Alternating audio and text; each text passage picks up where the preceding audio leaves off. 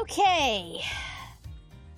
We're just jumping right in today. We are jumping right in today because I am way behind schedule. What is up, fellow geeks? Super Geek Girl here, coming to you live as always from Studio SGG in the heart of Studiopolis Zone. Hope you guys are having a lovely Sunday. I apologize for skipping the chat. I'm a little behind schedule. I got a lot to do today, and I'm ready to jump right in. So if it's all the same to you, we'll catch up on the chat in a bit. But hello everyone. Hello Gabe, hello Sleepy, hello Zach, hello Bushmaster. Welcome. Glad to have you guys along for the ride. Welcome to another edition of everyone's favorite day of the week. It's Gay Lawyer Sunday, the best day of the week. And we are back with more Ace Attorney Investigations collection. Last time, we were confronted with not just one, but two murders taking place at the dual embassies of the kingdoms of Alabast and Babel. The secretary of the Babel ambassador was found murdered. And now we have found a mask-to-mask, Phantom Thief wannabe murdered in the Alabastian embassy. And the Seal Samurai was involved, and Larry's here now, so, you know, that always means good things. A lot of stuff happened. Last time. So we are going to go ahead. Oh, yeah, and there was arson. Arson was involved, too. So we're going to go ahead and jump right in to the next part of our investigation. As you can see, a lot has changed. We got a whole lot going on. Why is Larry dressed as a Steel Samurai? Why is Detective Bad here? Please excuse my my more frazzled than normal state of mind. Like I said, a whole lot of stuff going on, but I'm gonna try and kind of ignore it for now and just kind of focus on the game. Hello, Zelda NPC. Welcome. Thank you so much for tuning in. Glad to see you. All right. Well, first things first. You know we gotta talk to this loser and ask why he decided to ruin our childhood by dressing up as our childhood hero. And hello, Boots! Welcome! Thank you so much for tuning in! Glad to see you! Alright, Larry, what's your deal? Think of it this way, SGG. The crappy stuff's out of the way. Now you have fun. Oh, no. The crappy stuff is yet to come. It's not crappy. Not crappy stuff. It's just very time-consuming stuff. The end result will be good. I hope. But yes, let's, alright, real quick, let's just take a deep, calming breath. I'm also running on way more Dr. Pepper than I probably should right now, so that's kind of not helping with the highly anxious energy right now. Also, does Larry not have any pupils? Hold on. Does Larry not have any pupils? Am I seeing this correctly, or is this just an art error? Y'all keep an eye on Larry's sprite. See if he suddenly grows pupils at some point. Because that's really weird.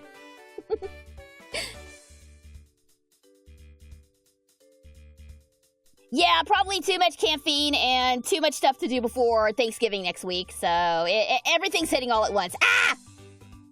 But we're okay. We'll be fine. I finally 100%ed Shadow Generations last night. Nice. Congratulations.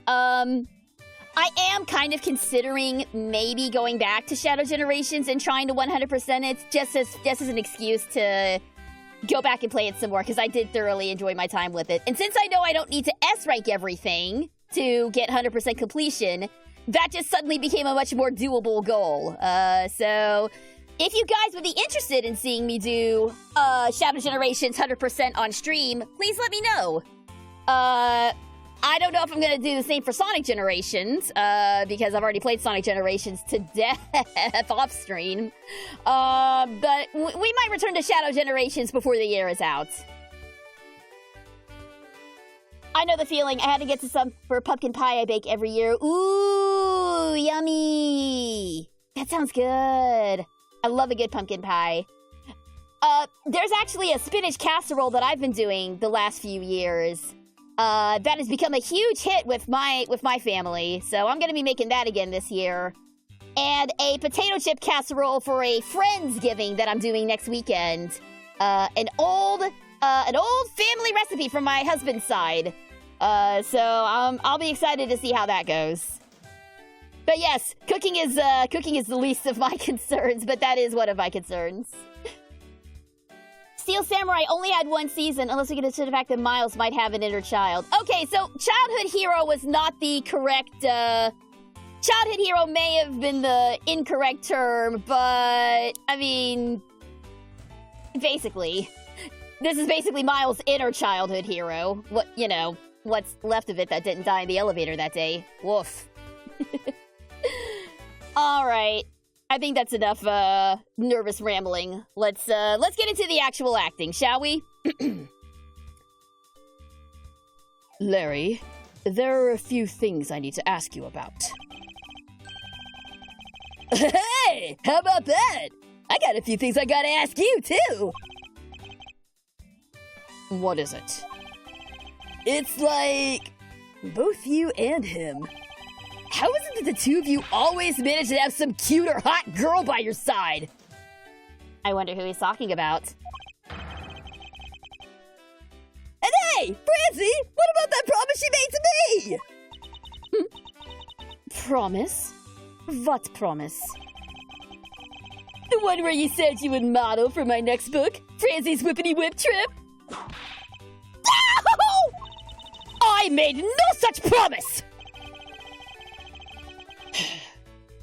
Ever since grade school, we've had a certain saying about Larry.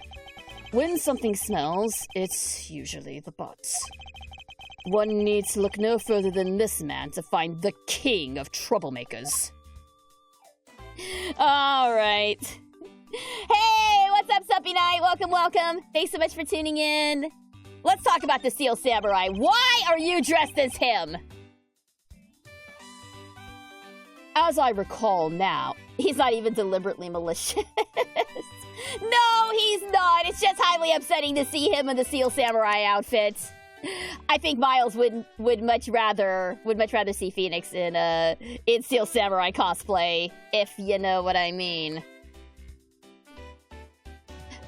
As I recall, aren't you calling yourself Larice Donim now? That's Donim! Larice Donim! Get that straight in your head, Edgy! Ugh, now I remember. You was that rude, pale imitation of a real artist. No, you got it all wrong! I gave up on that whole Larice business. Besides, when Bangelina left me and my heart in pieces, that's when Mindy walked into my life. She's been so good to me that I wanted to help her in some way. And I figured I could through the Steel Samurai outfit. Your inane blathering makes less and less sense each time we meet. What the hell is that spacesuit? How dare you! How dare you not recognize the Steel Samurai when you see it? Also, hello, Gundam. Welcome. Thank you so much for tuning in. Larry is running around cosplaying Steel Samurai. For some reason, Larry has zero romance skill, and yet he still manages to pull so many girls. I don't know. Larry is literally just a creative soul with ADHD. I feel like that's an insult to everyone with ADHD, though. I feel like that's an insult. Negative Riz! The Nega Riz! Yeah. That's what Larry's got.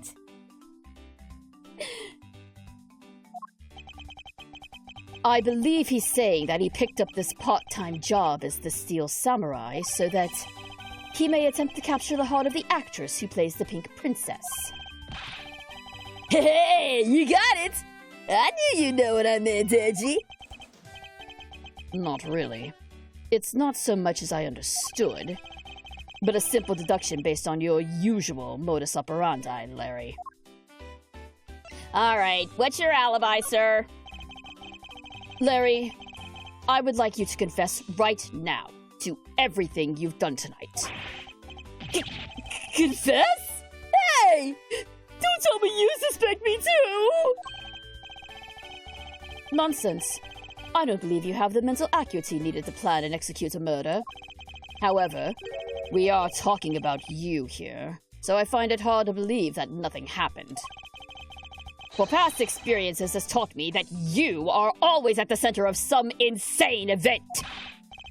Angie! How could you be so mean? Stabbing me with your words like that!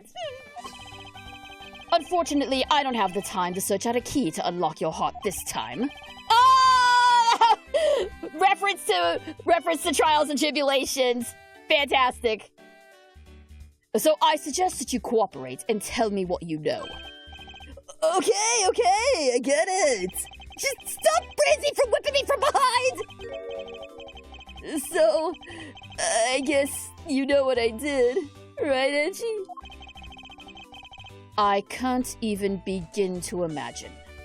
However, I imagine that whatever you were up to was probably beyond my imagination.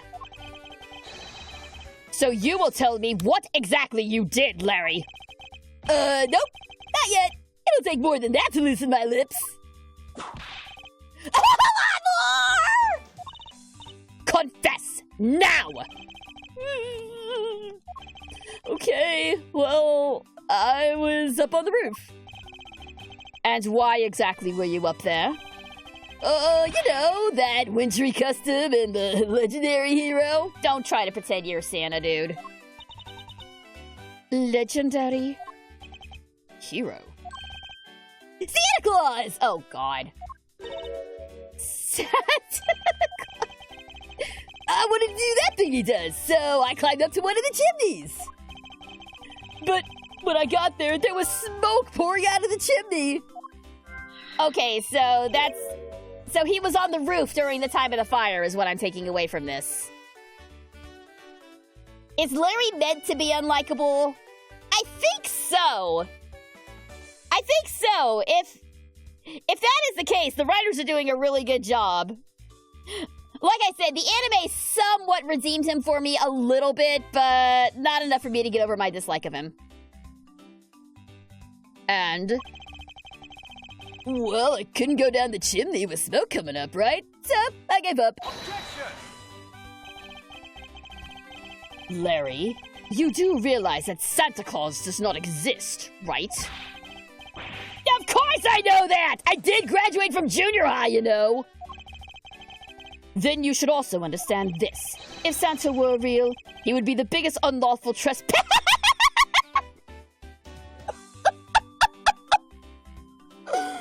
He would be the biggest unlawful trespasser in history.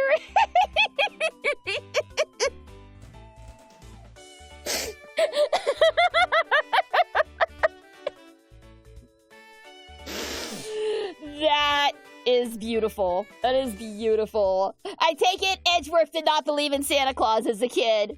I mean, he's got a point. He's got a point. He does commit breaking and entering into every kid's house. So, you know, if anyone would prosecute Santa, it would be Edgeworth. Also, hello, Locomotive Works. Welcome. Thanks so much for tuning in. Yes, I'm sorry to ruin everyone's childhoods, but Santa's not real.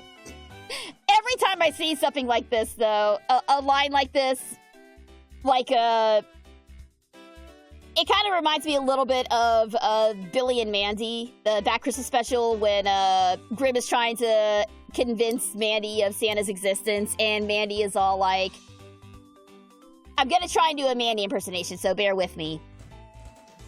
Everyone knows that Christmas is just an excuse for video game companies to peddle out their newest wares.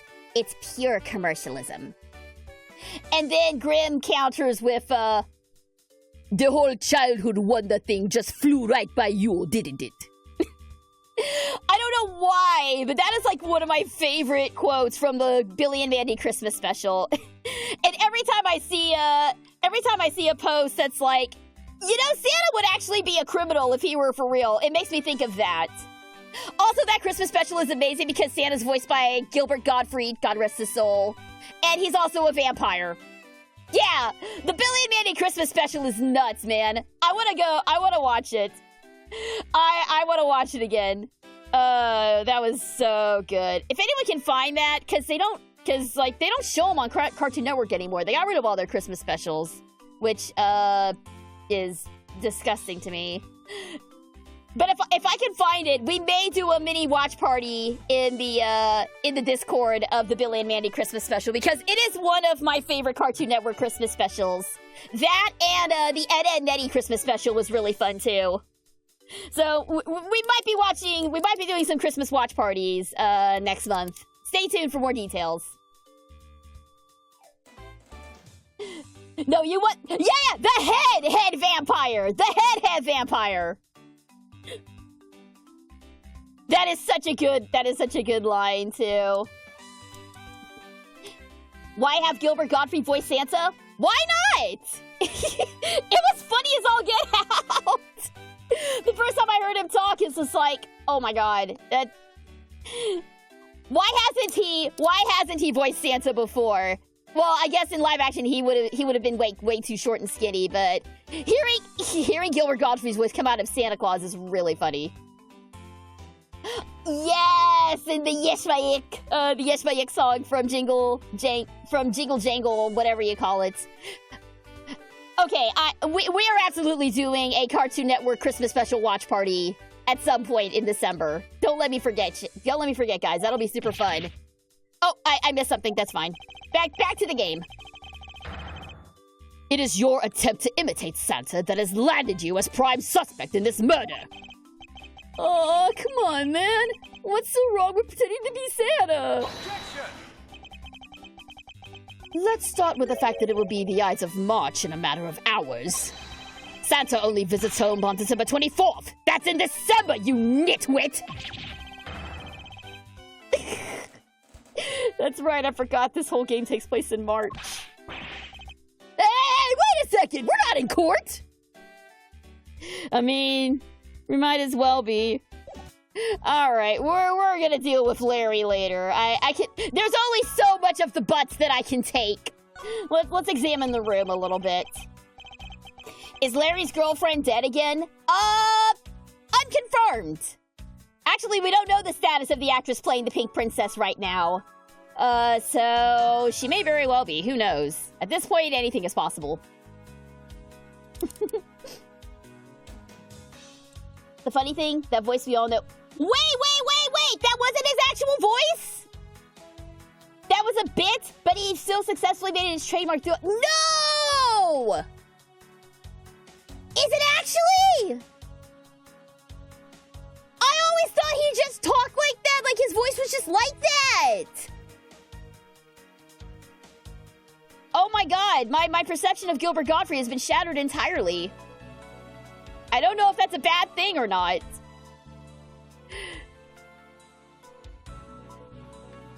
There are some weapons on display upon this wall.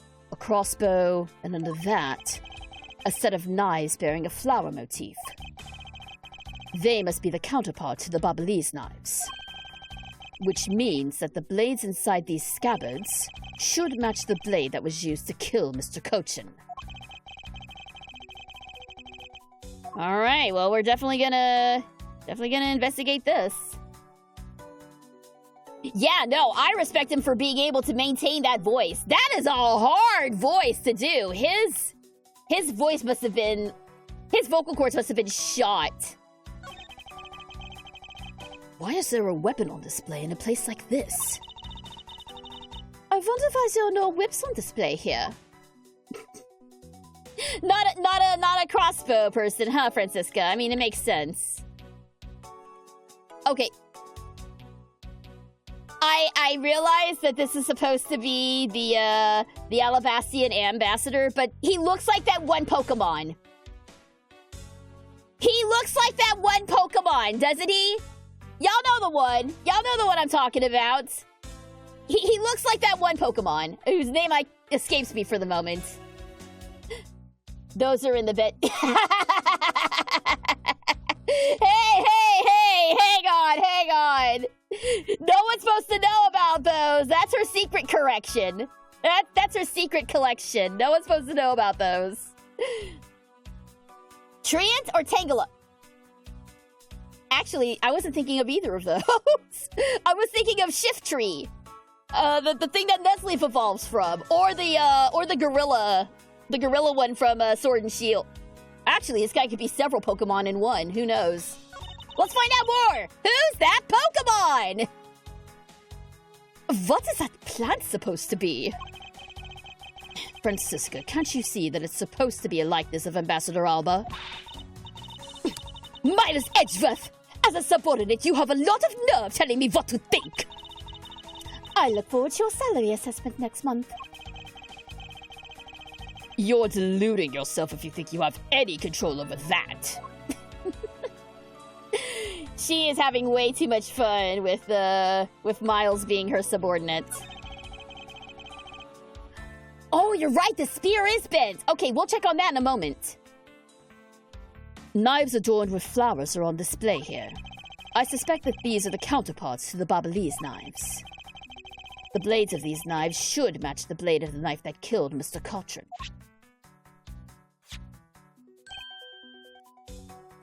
What? One of the knives is missing its blade.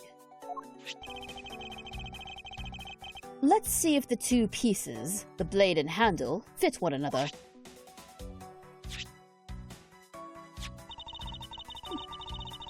It would appear that they fit together quite well, almost seamlessly. Then this means that an Alabastian knife did find its way into Babel. But how? Okay, well, that is confirmed. Hey, what's up, Snip? Welcome. Thanks for tuning in. There has been a murder in the Abalestian. I have already forgotten how to say it. There's been a murder in this embassy, and we're trying to figure out what happened.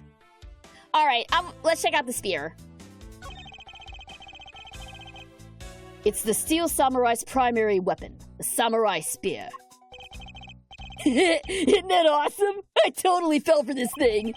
It's sleek and shiny, just like my heart. It comes at you all like whoosh. When you hold it, you just want to live life like BAM! You do well to watch what you say, Larry. Although it is just as Larry says, the spear is quite the symbol of valor. And again, another instance of Edgeworth. Edgeworth would choose death all over again, then ever admit in public that he's a fan of Steel Samurai. Ah, the life of a closeted fanboy. However, speaking of spears, aren't you supposed to use them by thrusting the point straight into your opponent? I'm not entirely convinced this spear is up to the task. Hey, what's wrong, Edgy? You're just kinda staring off into the distance. Oh, I get it. Tell you what, I'll tell the studio to make you one, okay? But this one's mine. Did I say anything about wanting one? He absolutely wants one, come on. Maybe I can shut him up if I show him the piece of evidence that will point something out about this spear. That is weirded. That is worded very weirdly. Actually, I don't know if I have that,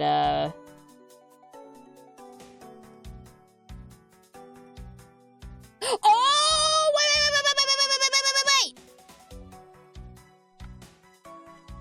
Hold on. Let me check something real quick.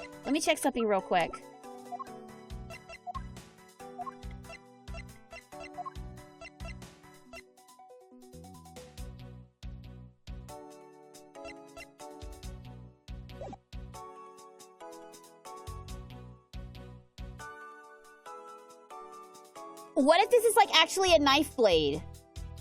Or no, that doesn't quite fit. Or does it?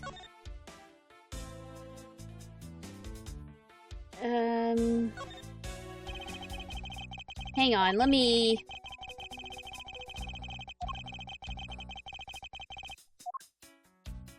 Okay, I was trying to see if I could take the handle off and take a closer look at the knife. Okay, no, it's not quite the same. We're gonna come back to this. We're gonna come back to this. I feel like there's we may need to do some more investigating before we can make that particular conclusion.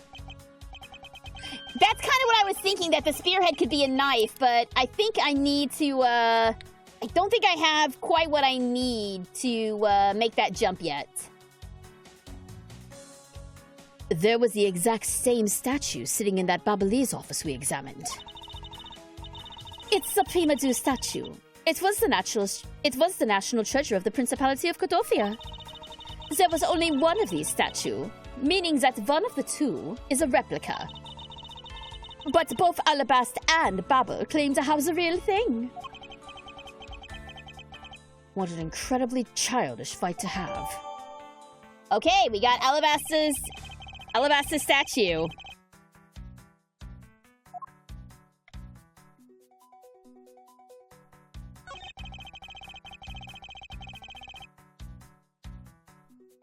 I don't know why we're so intent on focusing these knives. There's definitely something about these knives. I just don't know what it is yet.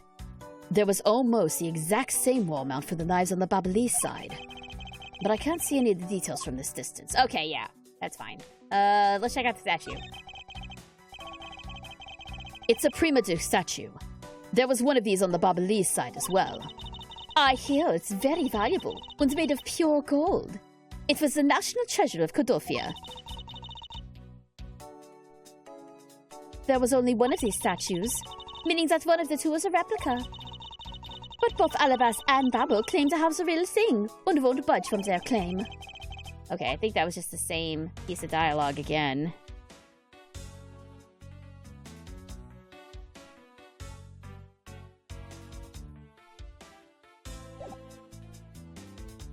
Okay, let's see here. Let's check out over... Oh, wow! You know what this is giving me vibes of? This photo in particular is giving me vibes of Shadow the Hedgehog. When the freaking president of the nation just has a photo on his desk of Sonic and Shadow. Y'all remember that? Y'all remember that? This is what this is giving me vibes of right here. The person shaking hands with the Steel Samurai in that picture is Ambassador Alba. It was taken just before the murder. The Seal Samurai must be very popular. They're even using the National Treasure as a backdrop. I just don't understand. What exactly is so great about Top Knot over there? Clearly, there's a depth to this show that a young person like you can't fathom. God, I will never not get over him being a Seal Samurai fan. It's so stupid and cute. Speaking of young people, aren't young children the target audience of this show of costumed actors? Yeah, so what? Wait a minute. Is there something different about the statue from this angle? Alright. I'm just kind of looking through. It was turned?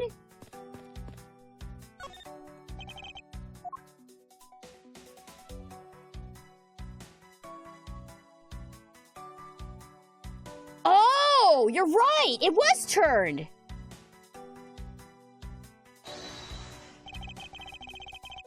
Alright, let's compare it to the photo that we had. Yeah, it was facing the other way! Good catch, Zach! Good catch! Eureka! Look at this photo, and tell me what you find odd about this scene, Miss Von Karma. The apparent joy on the ambassador's face as he shakes that top-knot hand? That's not it. I was trying to point out that the statue in the photo is facing a different way. Oh, you're right. This statue is a national treasure. As such, only an ambassador or a secretariat-level person is allowed to handle it. The fact that the statue is facing one way in this photo, and now it's facing a different direction in this preserved crime scene, is proof that someone touched this statue around the time of the crime. Okay, so the statue was moved during the murder. But for what reason? Interesting. Dang, that was a really good catch. I completely missed that. Alright, well, I guess we probably should examine the dead body, huh? So, this is the victim, Damask II. Oh! What is with his gaudy outfit? You don't know about Mask Damask? A few months ago, this thief caused a lot of havoc on the populace. So this thief is separate from the Yatakarasu? I thought they were for a while, because their MO and targets were different. Mask to Mask happened only a few months ago, so yeah, this game takes place like right after Trials and Tribulations. Damask likes high-value trinkets and jewels, and being gaudy is his signature. Gumshoe was in charge of that investigation, so he would know more about Damask. That's alright. All I'd probably hear are tales of his failure anyway. You hadn't changed a bit, I see. In any case, let's get started here, shall we? Alright. Well, first things first, I got the blood splatter. I thought that the mask had quit the business. This guy? He's just a copycat using the name. A phony successor. He's just another petty thief. His real identity is an out-of-work guy by the name of Kashino. Kashino? He's 29 and wanted on larceny charges.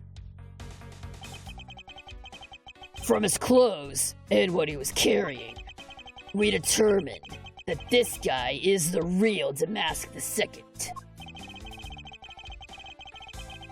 The cause of death appears to be the loss of blood from the back of his head. It seems that he was struck with something very hard. In other words, he was bludgeoned to death. Kashi now. Cash now? Possible. What is that he's holding? Let's check it out. What is he holding? It looks like a piece of paper from a notepad. Interesting. It would appear directions on how to reach this room were written by hand. There's something written on the back as well. I'd like you to steal the prima donna statue in this room. What is that supposed to mean? Who writes a note to themselves like that? If I had to guess from the text, I would say that this is actually a request from someone about what to steal. Just who is the person that requested the theft of the prima donna statue? Okay. Interesting. Let's check out the sword. So, this is the murder weapon in this case. It says blood on the blade. It's a rather sweeping sword, isn't it? What did you expect? It steals Samurai Daddy's secondary... What? Sorry, Edgeworth saying daddy threw me for a second. It steals Samurai Daddy's secondary weapon. I only call it his secondary because although he uses his sword in most of his battles, it's his trusty samurai spear that he turns to in a real fight. You sure know quite a lot about the steel samurai. That's only because I saw the stage show earlier. It is not! It is not. You're such a freaking fanboy. I love you. The owner of this sword is the Steel Samurai. Or in other words, Larry. I should probably ask him about it, as detrimental as it is to proving him innocent. Okay, weapon used on stage is thought to be what killed Master Mask. Did Edgeworth really just say daddy? He did! He did, and I'm trying really hard not to think about that. Alright.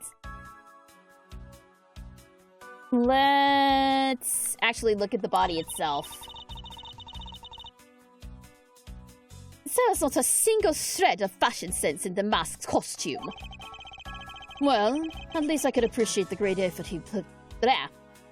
At least I can appreciate the great effort he must have put into making it. What? You two don't know? You can buy this costume almost anywhere now. It's being sold? Since when?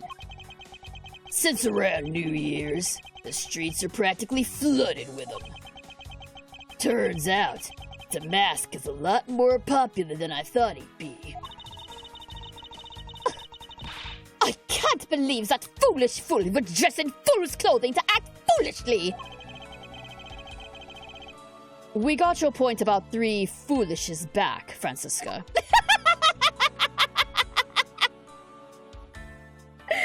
I love that even Edgeworth is calling her out on the foolish thing.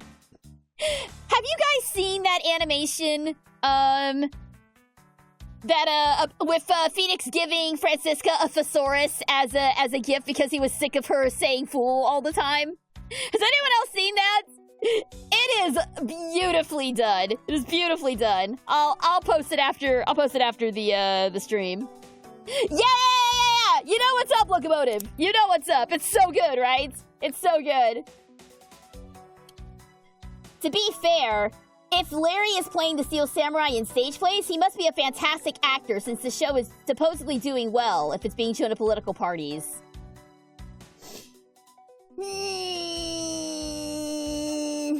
You kind of have a point. I hate saying it, but you kind of have a point. I don't like saying it, but yeah.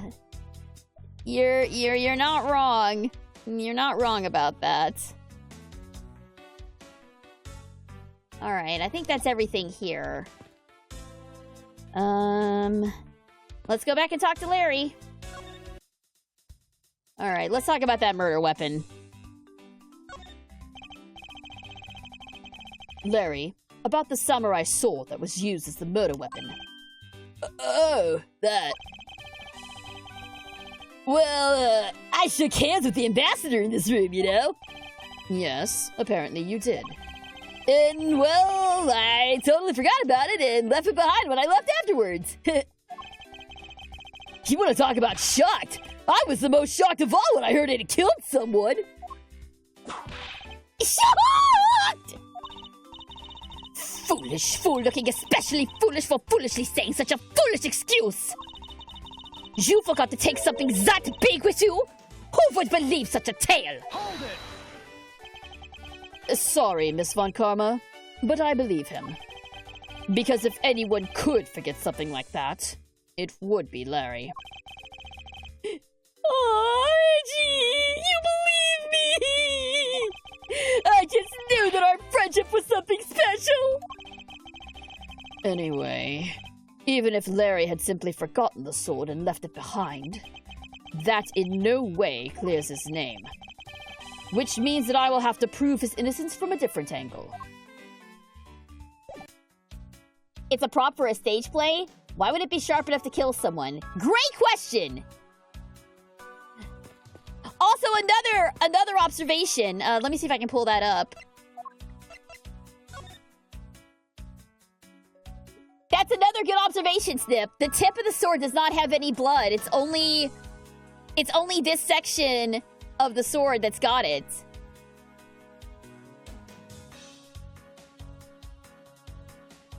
Well, if you think back, just what we just heard was the fake Damask II was killed by, it was death by bludgeoning, not death by stabbing. You don't necessarily need a sharp weapon to kill someone by bludgeoning them. In fact, it's kind of, it would be kind of detrimental to the bludgeoning if it were sharp. It would just be a stabbing death. I guess, I don't know. But the official cause of death here so far, because this is Ace Attorney land and anything can change at a moment's notice to further the plot and just give the players a bigger headache. It doesn't have to be sharp for it to be a bludgeoning weapon, so I'm not too concerned with it, with the sharpness of the sword at this point. All right.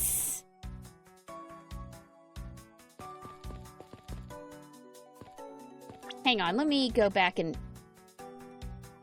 Oh, hey! Hang on a second! Look, the spear looks different! Okay, so maybe we did have the evidence all along. I'm gonna go back and check this out.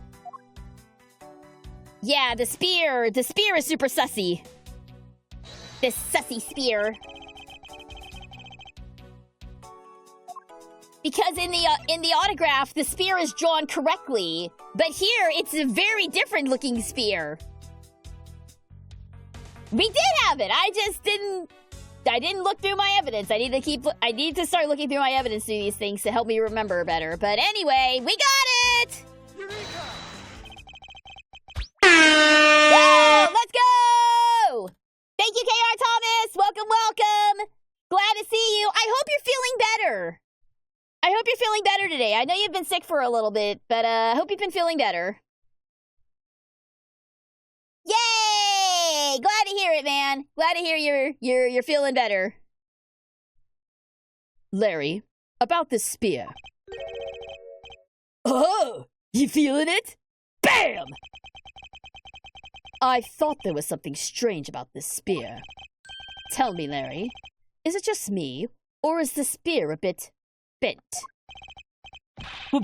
No way! It's exactly as it should be, yo! When did he start saying yo? I have here the autograph you wrote for me earlier. Now take a good look at this, which you drew with your own hands. You can see that the spear is clearly of a different shape. What do you have to say to that? I'm sorry! When I hold the spear in my hands, all of a sudden I feel super powerful. And then, during practice, I was spinning it around and around, and BAM! It hit the wall! Hold it! You unbelievable! This is an embassy! But I've always been like that ever since I was a kid. Well, one time on an overnight field trip. If he started one night, if he said one night at band camp, I was gonna quit the game. One time on an overnight field trip, I bought a fake sword and played with it late that night. I'm just a useless, hot-blooded man. Larry, clarify that for me, will you? Okay, so it was some field trip, and I began to shadow fight with myself, and not that. I meant what you said earlier about spinning the spear and hitting the wall. Oh, that! It's no biggie. It's not like I left a hole or anything. That's not why I'm asking, Larry.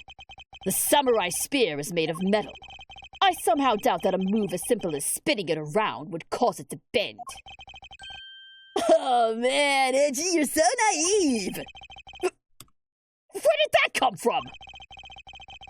Well, you keep calling it the samurai spear, but it's not real. You can't really fight someone with it, because it's hollow on the inside. You can hit it against practically anything and it would bend. Is that so? Oh, don't tell me you thought it was real. Oh, but don't take it the wrong way. I just think that part of your personality's cute. For once, Larry, you and I agree on something. I also think that part of Edgeworth's personality is cute. Actually, I think all of Edgeworth is cute, but you know. I see. Your friendship truly is something special, Miles Edgeworth. That is not friendship, it's utter humiliation! Okay, weapon used on stage. Larry hit it against the wall and bent it, and now it is hollow. Larry hit it against the wall. It is hollow. Those are two separate statements. Are you feeling it now, Mr. Edgeworth? Yeah. I was also thinking that. This is the second time the Steel Samurai Spear broke in, quote, practice. Yeah, you caught on to that too. This spear has had a run of bad luck. All right. Let's see if there's anything else. Check the window. Those are some strange flowers. Two gorgeous flowers are in full bloom here. Oh, look, something's been dug out of it. I'm sure flowers as lovely as these must have an equally as lovely name.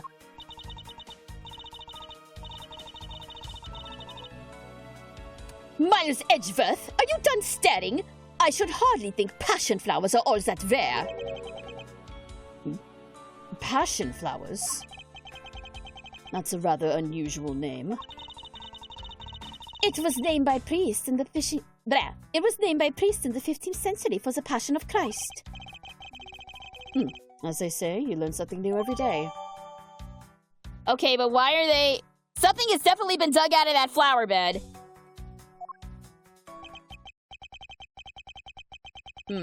I guess that about wraps up my investigation. That's... Oh! And now we meet the Pink Princess, finally. Hey, what's up, Spiral? Welcome! Thanks for tuning in!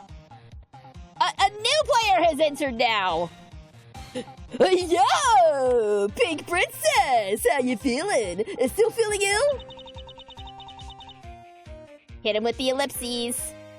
That is always the correct response to Larry, is just hit him with ellipses.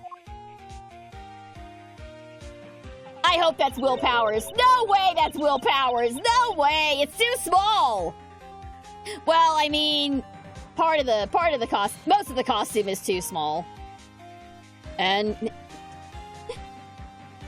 by the way, I loved the clip. That was really funny. And yet another strange character came out of the woodwork. And so the Pink Princess also comes to pay the Alabastian Embassy a visit. I believe I may need to speak with her as well. Okay, so if Steel Samurai is Larry, what if Pink Princess was Old Bag? Just completely ruin Miles on Steel Samurai anything. Have the 2 stars of the show be the 2 people that he cannot stand more than anyone else. That would be really funny. That would be really funny. Well, I guess let's find out. Miss Pink Princess, I have a few questions I would like to ask you. Who's it gonna be? Miss Pink Princess, if you would please answer. Oh no! God damn it! I called it so hard! I called it so hard, you guys! Oh no! Oh no!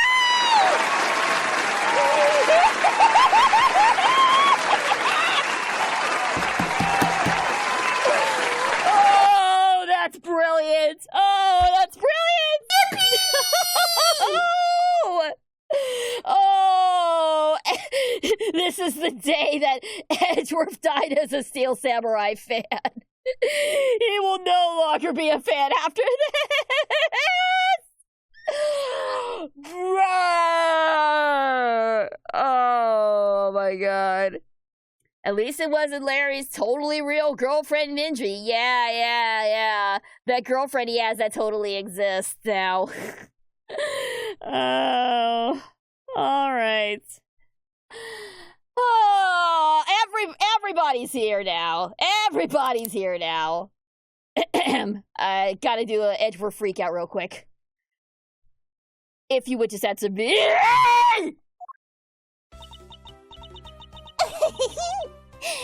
This must be what they call... What was Old Bag's voice again? Well, this must be what they call fate. How could this happen 2 days in a row? What? Aren't you Miss Oldbag? Why are you so surprised? Oh, so you're the one they got to play the Steel Samurai. It's too bad I didn't realize that until now. You are acquaintances with Larry? Why am I blushing? I was in character as Old Bag. That's why I was blushing. Why, yes. We worked at the same company for a little while, you know. That's why it's okay, my edgy poo. You don't need to be jealous.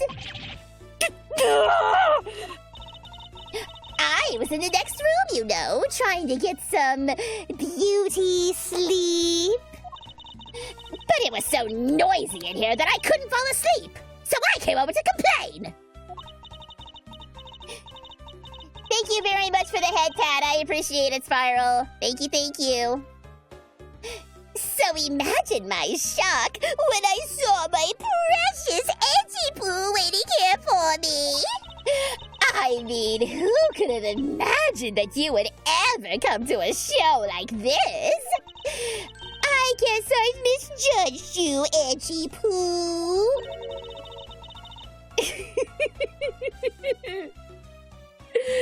Why is it weirdly fun to pretend to be her? You misjudged him?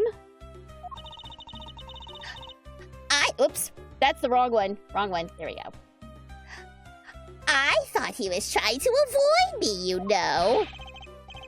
That was no misjudgment on your part. That is precisely what I was trying to do! But it looks like the winds have shifted, and now he's willing to be chased after. I'm simply overwhelmed. Don't you worry, Edgy Poo. I would chase you for forever, to the ends of the earth. You have his bigger crush. Oh no! It was only a matter of time before someone made that freaking comparison. God damn it. No, we must keep talking to the hag. We must keep talking. She has valuable information. Edgeworth needs an adult. He is the adult.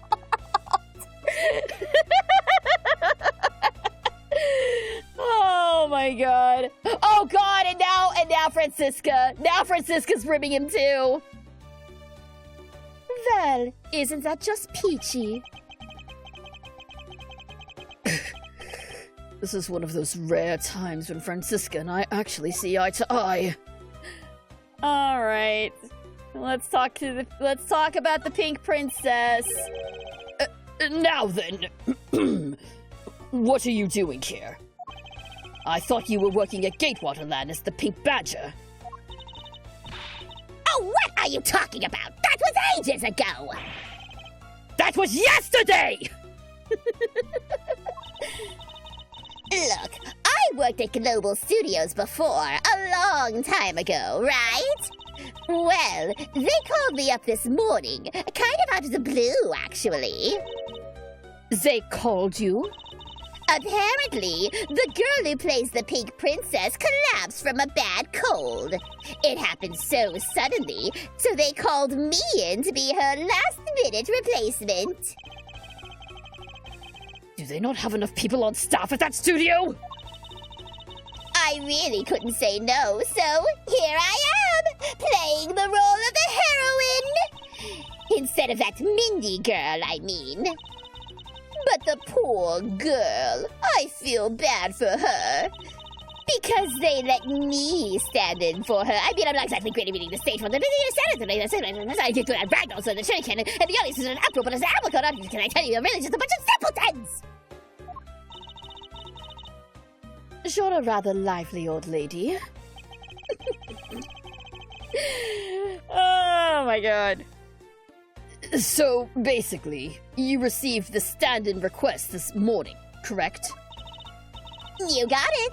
If you need to see it, I've got it right here. Look! It appears that she is telling the truth. Request for Miss Oldbag to stand in for Mindy, the Pink Princess actress who fell ill. Okay, it's legit. Edgeworth needs a restraining order. I mean, he's a lawyer. He's a lawyer. He can get one easily. Can we see the face of the dead body? Not yet. Not yet. I'm sure that'll be... Actually...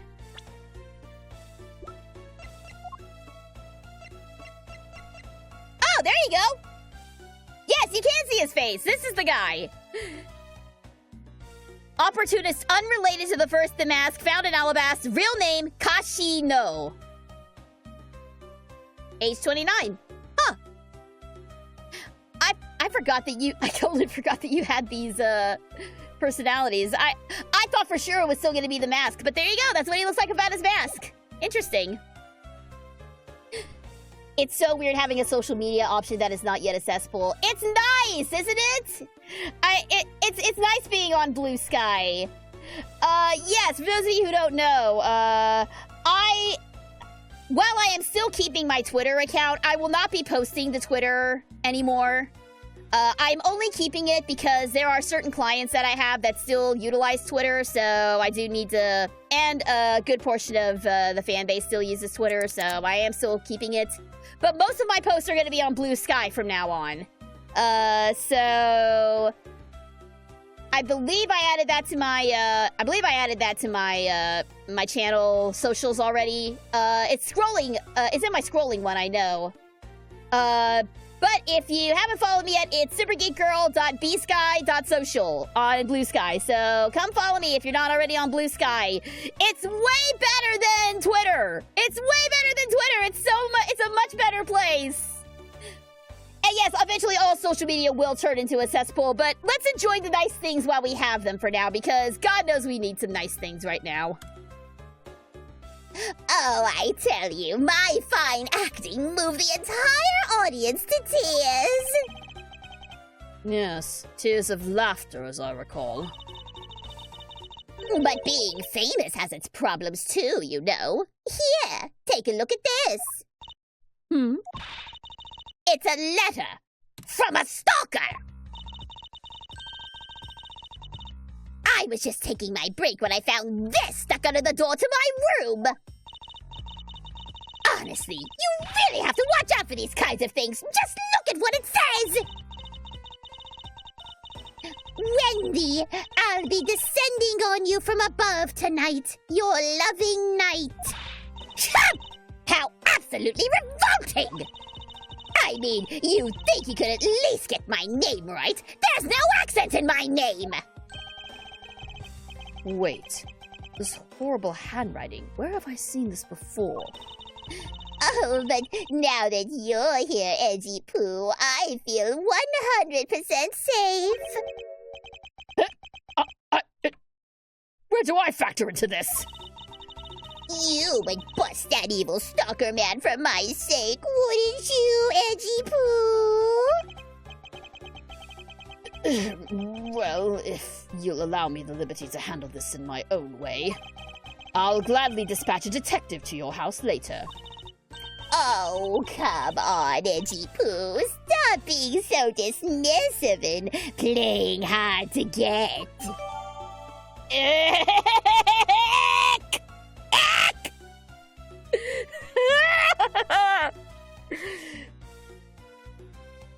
I felt, trust me guys, as gross as that was for you to hear, it was even grosser for me. It was even grosser for me to say. Yeah, poor Gumshoe. You know it's gonna be Gumshoe. Okay, letter from a stalker for Miss Oldbag had mistakes in bad penmanship. That does see, I have seen that before. What were you doing at the time of the crime? What crime? After the show was over, I had nothing but free time on my hands. So I used the fireplace in the room next door to keep my bad hip warm.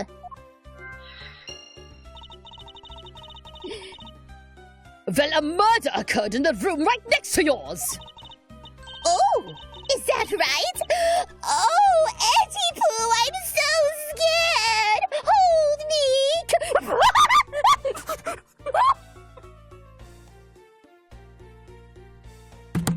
No! I can't say that! I can't say the next part! I can't say the next part! No!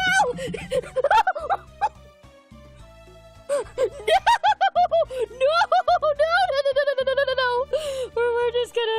We're just gonna ignore the fact that she said that. We're just gonna gloss over that part of the line. It's fine.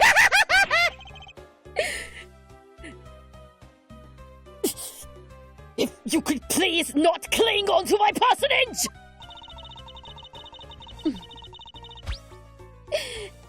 In any case, I take it then that you failed to show up at Ambassador Alba's speech?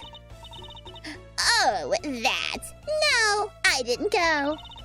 I mean, I may have the heart of a young, tender maiden, but my body just refuses to cooperate at times. As soon as the show ended, my hips started acting up and got stiff. I couldn't move at all. Can you provide proof of your condition? Oh, you just go on ahead and ask the doctors in the infirmary. They're the ones who carried me from the theater all the way to this embassy. I have to admit, the thought of her not being able to leave that room is rather pleasant. Uh-oh, we got an auto-tune. All right.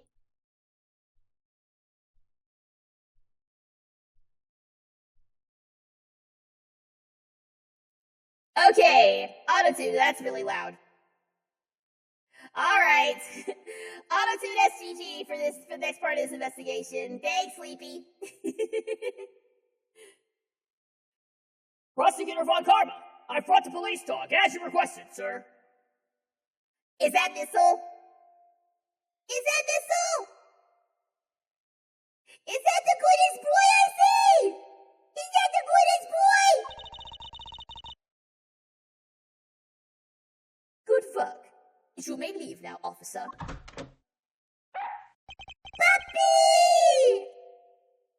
Oh, Missile's the goodest boy. I love him.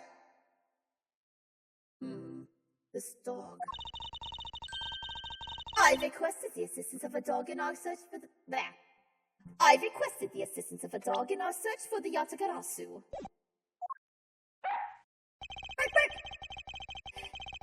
Hello, legit. Welcome, welcome. Thanks for tuning in. Looks like you guys have some pretty bright dogs in this country, too.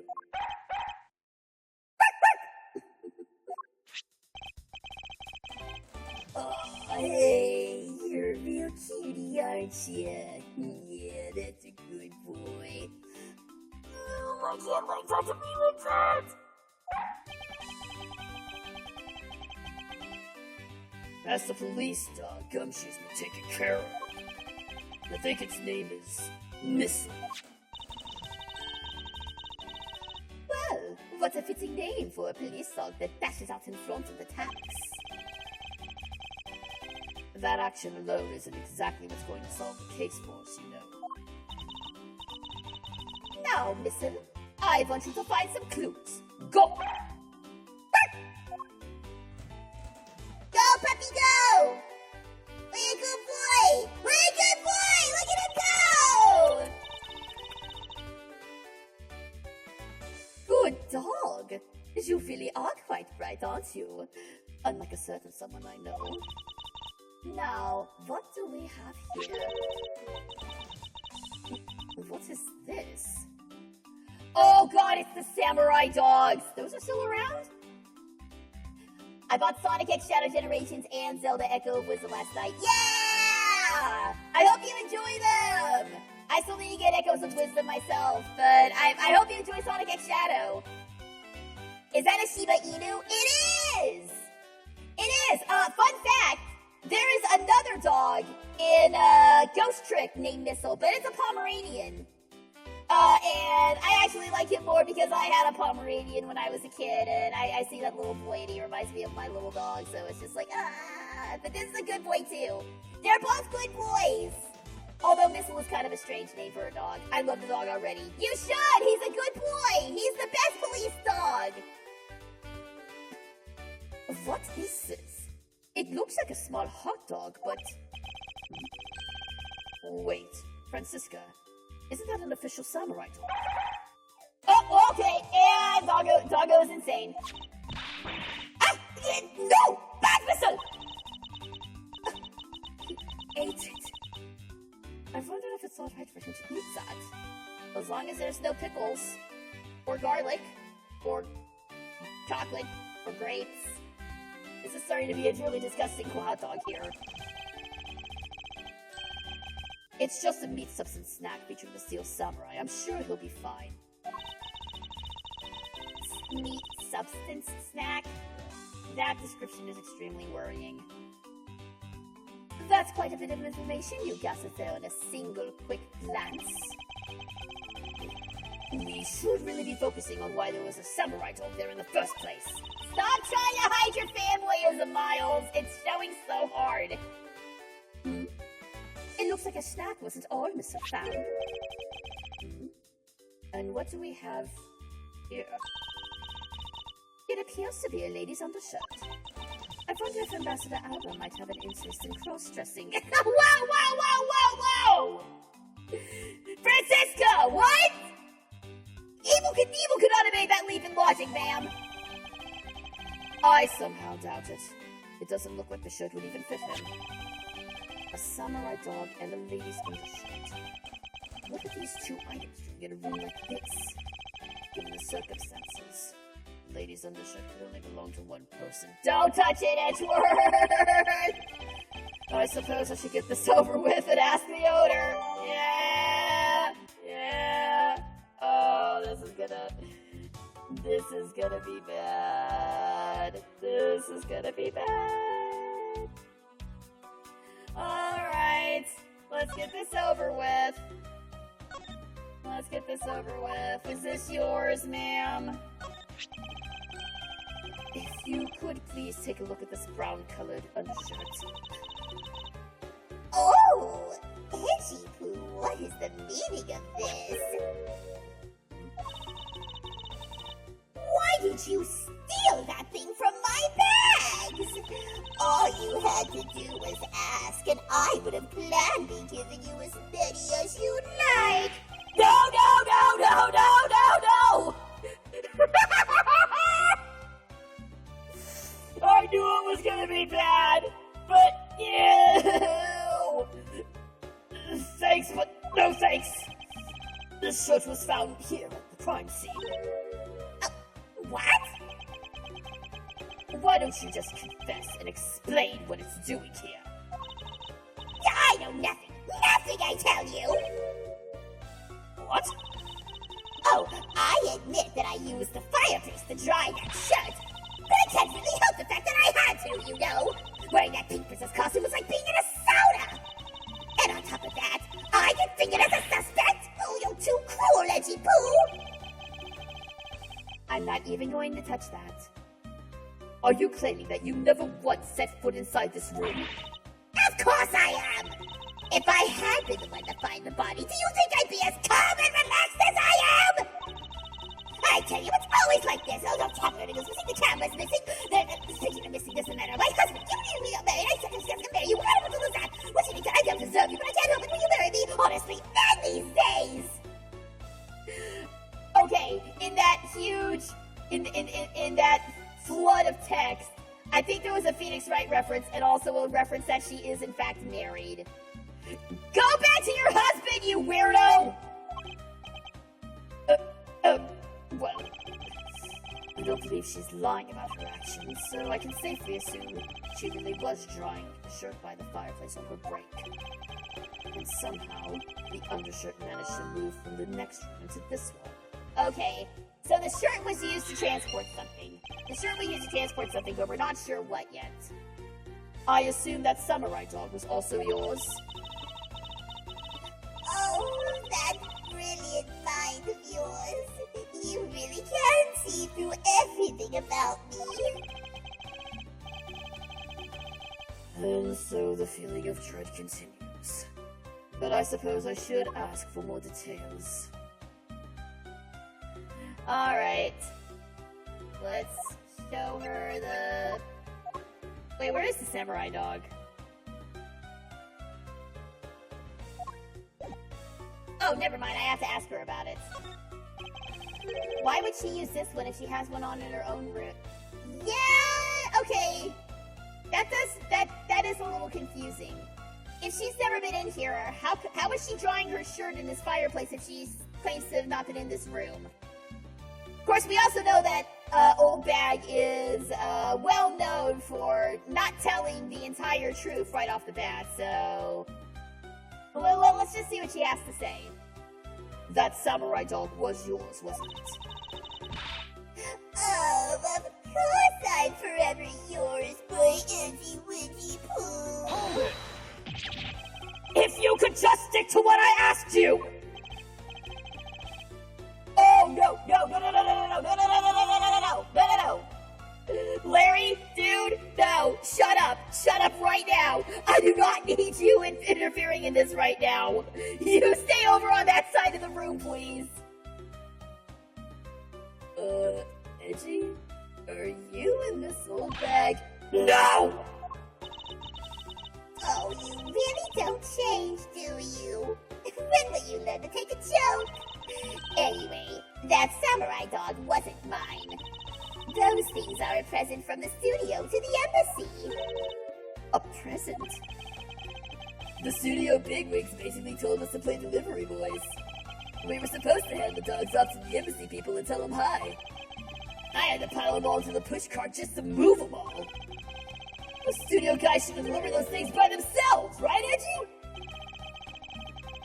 So did you deliver the samurai dogs to the embassy staff as per your instructions? Hey, Edgy! Don't just ignore me and my question! Aren't you gonna stick up for me? Oh, about that. See, after the show, I went to rest a spell in the dressing room. Because of my bad hip, you know. And there they were, the samurai dogs just sitting on the dressing room floor. I suppose you had to make preparations for distributing them after the show. Well, if by preparation you mean sampling them as well. Excuse me? Oh, I tried one and thought they were actually quite good. Sorry, but I just had to find out. I know it was silly of me to think this, but I figured that since they're for a kids show, their taste was probably for kids too. But they were so good that I couldn't stop. Before I went back to my room, I just had to help myself to half a dozen or so boxes. Damn, she can put them away. As I sat there by the fire, warming them and eating them, I thought, oh, this is... I don't care how you plan it. I don't know. I don't want to know how you plan on finishing that statement. What is it now? Oh, I know! I bet you want a box too, don't you, my edgy boo? Well, who am I to say no to you? But I'll only give you one. The rest are for me. Samurai dogs forced onto me! I love the distinction. Looks like the lesson for today is that when the steel samurai and pink princess take off their masks, they transform into a pair of annoying troublemakers. Yeah, I would say that's the lesson to take away here. Okay, let's get as far away from Old Bag as we can here. Alright, let's start putting some logic together, shall we?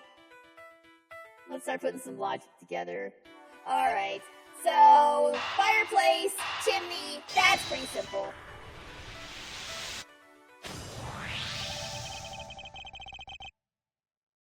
There's no trace of this room's fireplace being used. And your point is, smoke was supposedly pouring out of the chimney connected to this fireplace. At least, according to Larry. This is a contradiction of facts, is it not? Are you sure he wasn't just disoriented or something up on that roof? There's testimony from an investigator that puts Larry at this particular chimney. So no, I don't think it was a mistaken impression on Larry's part. On the other hand, the fireplace in the next room was being used at the time. Where do you suppose the smoke from that fireplace went? Oh, I see. So what you're proposing is this. The smoke that came out of the chimney was actually from Mrs. Oldbag's fire. So basically, the fireplaces of neighboring rooms share one chimney. Is that what you're implying? Okay, well that helps explain something. Precisely. Okay, so share chimney, undershirt. I'm still trying to figure out what the logic here is, but we'll see. The lady's undershirt that Missile found. Ah!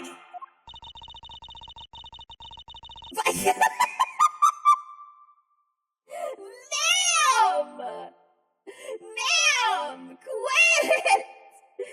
Quit making him out to be a perv! Uncouth sea... Okay, but no, uncouth sea slug is a really good thing to call a person. If you know the owner of said undershirt, hurry up and return it to her already! You have it all wrong, this is evidence! And the owner of this piece of evidence was in the room next door. And yet, despite that, Missile found it in the fireplace of this room. This...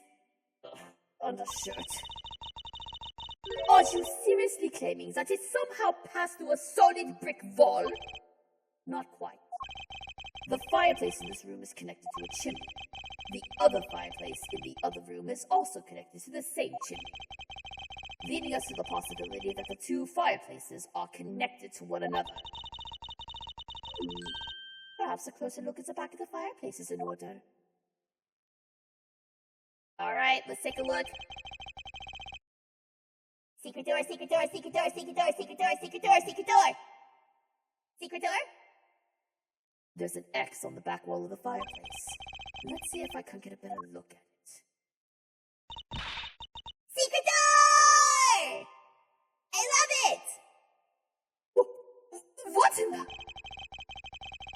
The wall separating this room's fireplace from the next room's fireplace apparently turns.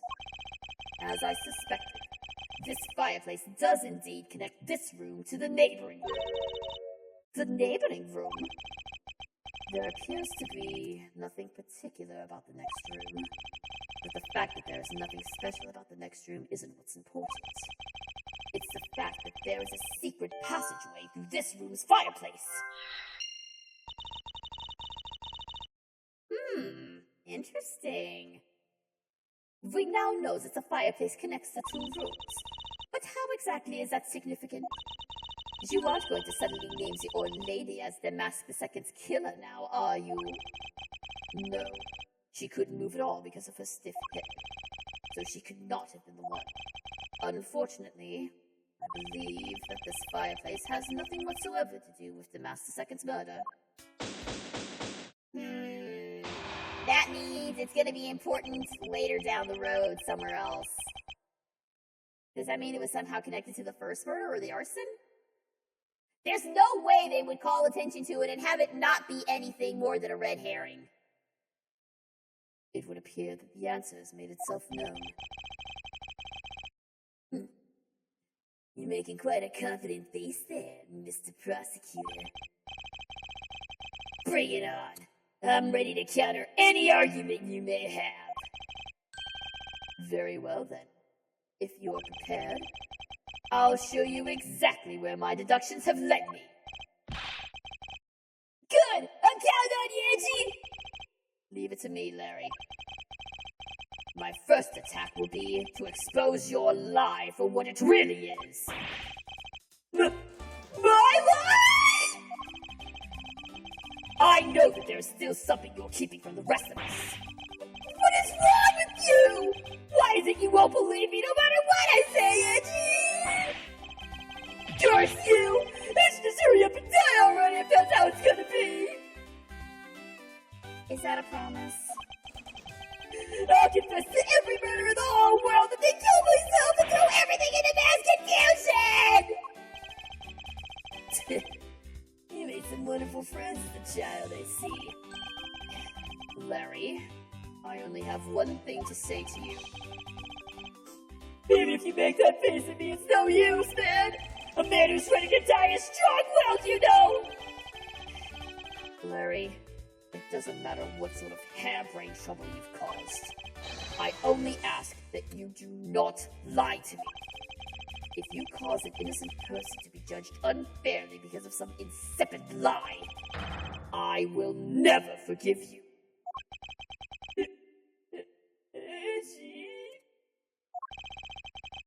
Although, allow me to say that I consider you to be among the innocent in this case, and that I will draw the real killer out.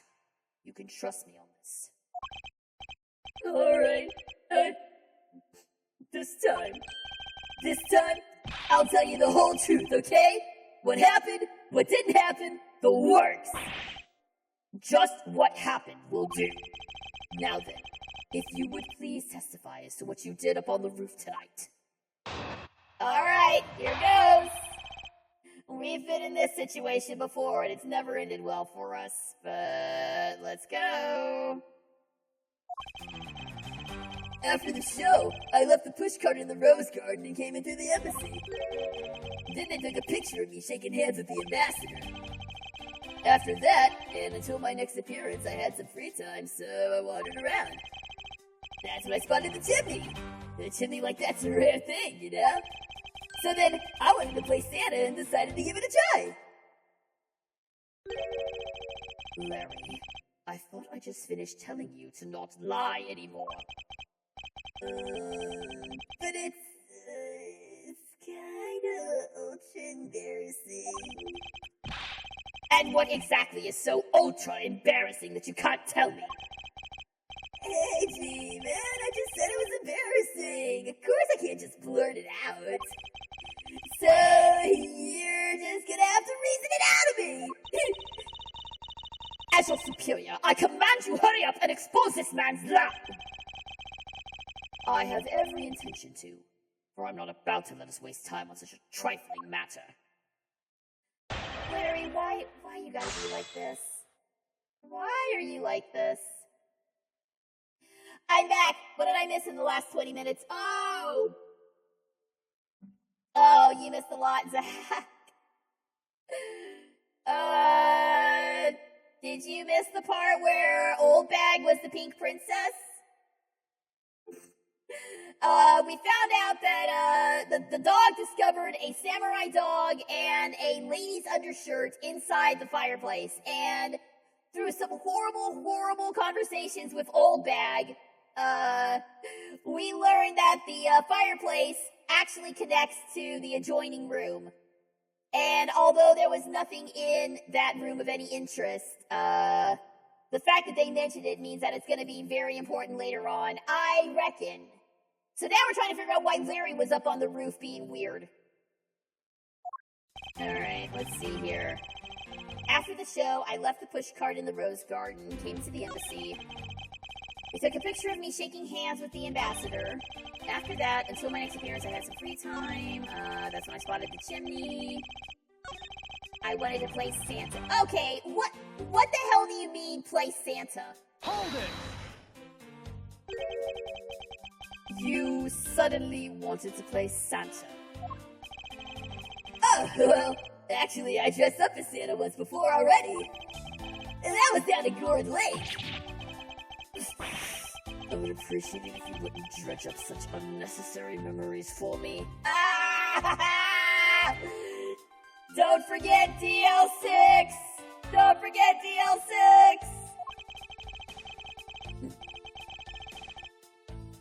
Sounds like you guys share a lot of history. A perk to being childhood friends, huh? Besides, it's not a felony to dress up and play Santa, you know? I mean, it could be.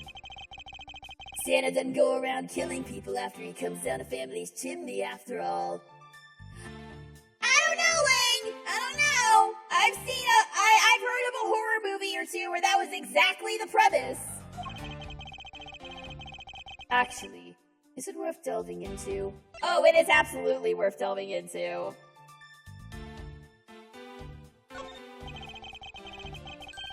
Actually, I believe in the case of this man, playing Santa is actually quite a big deal. Oh, you saying that your buddy isn't exactly made of Santa-quality stuff? Precisely. You hit the nail on the head, Agent Lang. Hey, Ashley! That's so incredibly mean! Tell me something, Larry.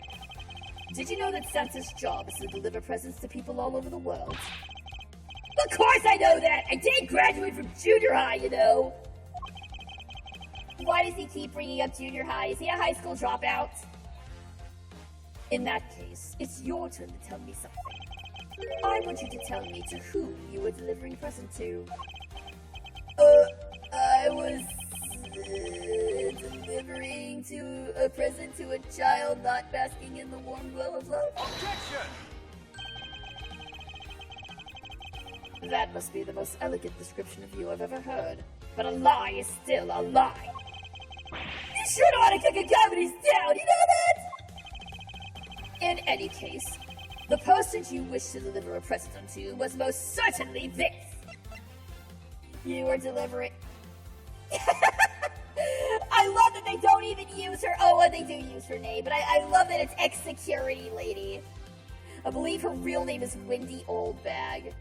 Okay, yeah, you were delivering something to Wendy, you weirdo. Interesting taste you got there, Mr. Suspect. Hey! Don't spread lies about me! I totally didn't want to see Miss Oldbag so much I'd gotta throw down a chimney! Yeah, I screwed up the silver end, hang on. I totally didn't want to see Mrs. Oldbag so much that I tried to go down a chimney! Ow! I advise you to stop right there and you're bashing of a lady. Is she a lady, though? Is she, though? Well, I must admit that I myself hardly ever have the want to run into that lady. However, what if you were misinformed and under the wrong impression? Then what? Define wrong impression. I simply mean that the man before you thought to enter the old lady's room without knowing one very important fact. And that fact is best summed up with this. He didn't know. He didn't know that Mindy and Wendy had switched. He didn't know that they switched. Take that! This is something the old lady received from her employer for the night. The girl who normally plays the Pink Princess. Mindy, was it again?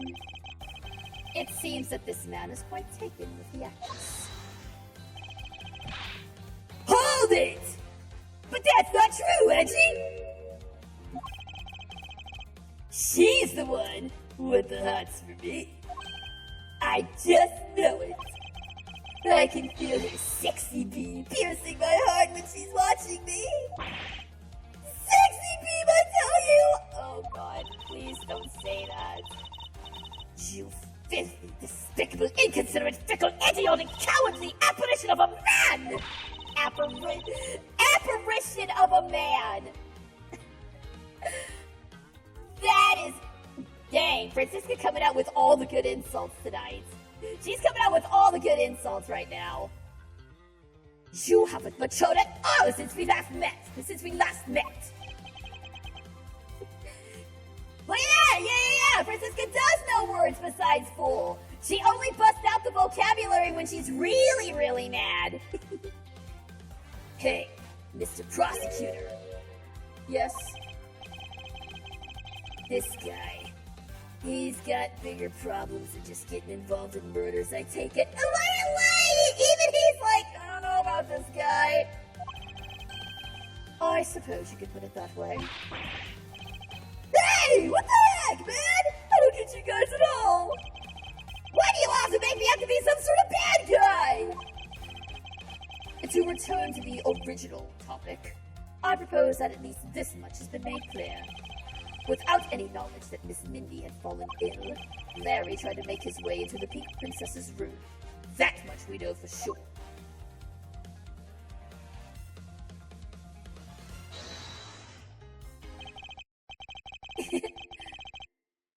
Hold it! Hey, AG. Looks like I got the hang of this court thing now. We're not in court at the moment. Shut up! I see what's going on here, and it looks just like what you do in court! I guess old boy here still has something he'd like to say. Langji says, until the root of the tongue dries, one never knows the whole truth. You shouldn't form conclusions until everything is out in the open. Haven't you been doing that the entire game, Lang? You friggin' hypocrite! Which is why I'll listen.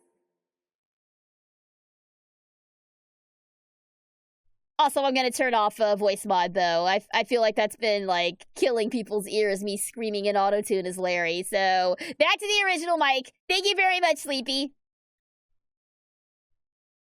I completely forgot that voice mod was still on. Alright! Then get ready to listen to me defeat Edgy in a battle of wits! Larry, have you forgotten that should I lose, your victory prize will be your arrest? Man, he doesn't care about going to jail. He just wants to be right for a change. But he can never be right. I'm just gonna let that joke hang in the air for a second.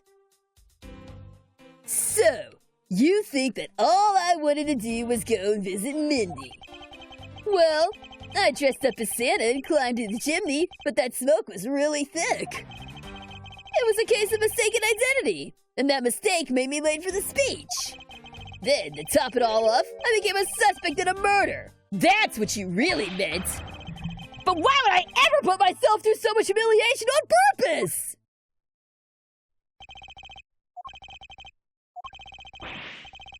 Somebody say something! Larry, are you seriously trying to submit this, not as a confession, but as testimony?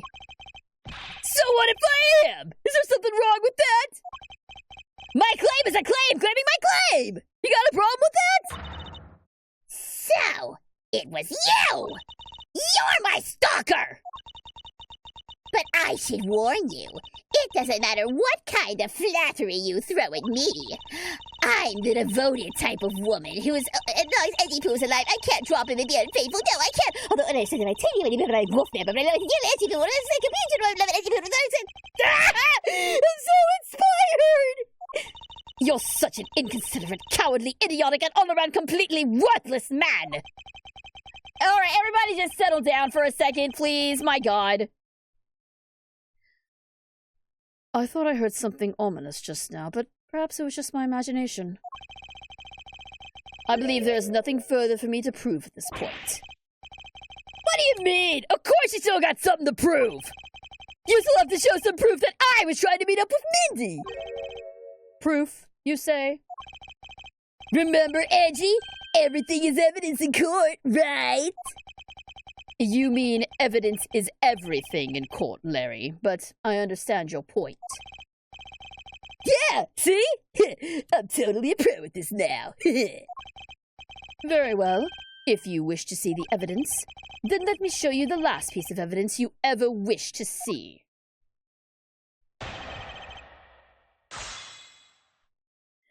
Alright. You think all I wanted to do was go visit Mindy? This interrogation is an encapsulation of the wackiness of the series. Yeah. Also, I don't know if y'all caught it, but I caught very briefly Olbeck saying that she was slightly tempted by Lang, too. So, Lang, watch out.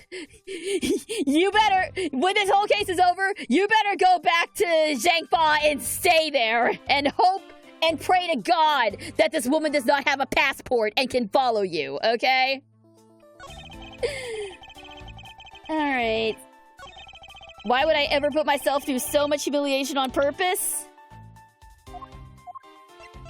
I mean, do I really have to say it? Do I really have to say it?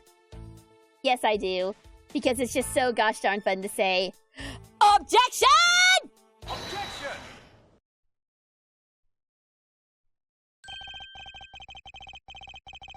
Larry, don't even think about denying that you have knowledge of this letter. Hey! Why are you showing that thing to me? Wendy, I'll be descending on you from above tonight. Your loving knight.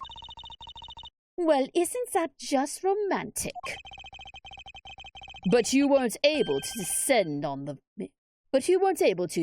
on her from above, were you, Mr. Loving Knight? I know what you're talking about! I don't remember a thing! Objection! You can pretend to be ignorant all you like, but it's written right here. This letter proves that you were not out to meet the old lady, but rather that you were attempting to pay Miss Mindy a visit. What part of this letter shows the person Larry had intended to meet was Mindy? Oh, the name changed. The handwriting was so shit. The handwriting was so bad that it was misread as Wendy. Take that! Larry, I suggest you take up penmanship lessons. That is, if you never wish to experience this level of embarrassment ever again. What the heck? What are you talking about? Speak English! You wrote Mindy so sloppily that it became windy to the average eye. Oh, hey! Stop picking on me! It's so embarrassing! Oh, there. Isn't that what childhood friends are for? They're the best, aren't they? For punching! But that will have to wait until we're off this crime scene. Edgy! Save me from the scary man! Sure, if you're willing to make amends, starting with your incredibly embarrassing mistake. That wasn't me! Oh, god damn it. Come again. It's a fake! Someone's out to get me, so they made that fake letter! This is set me up! accept your defeat graciously. You guys are being so mean. Hold it! Penmanship analysis. What's that? No matter who, all people have certain unique features to their handwriting. Ergo, all we have to do is compare the handwriting in this letter to a sample of yours. And we'll know soon enough who it was that sent this letter. I'll never write another thing in my entire life! Hold it! We've already got your handwriting, you dingus. It's no use, Mr. Loving Knight. For you've already graciously provided me with a sample of your handwriting. Take that! This autograph and our mysterious letter. If we compare the handwriting, we'll know the answer to our question soon enough. Confess now, Larry, to your miserable failure. I'm sorry! I did it. It was me causing trouble again. Admit it. You hit the nail right on the head, SGG.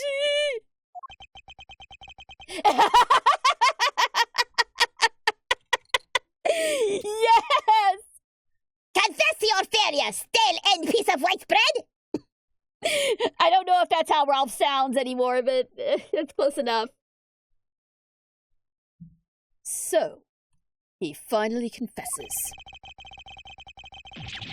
I saw the pink princess being carried around in a stretcher and got worried, alright? I wanted to go in the Mindy's room, but the doctors wouldn't let me in. So what choice did I have? It was the chimney or bust, SGG! Your mind jumped from the door to the chimney? What a criminally overactive imagination. Well, at least I was honest and wrote Mindy a letter, stuck it under the door. That way she wouldn't be so shocked when I came down through the chimney. Except for the fact that the letter was an utter failure at conveying said sentiment. I'm really, really sorry. Larry, you may be a shameful, good-for-nothing blight upon the face of humanity. However, I always knew you weren't the killer. I told you to trust me. Because at the very least, I can attest to that about you.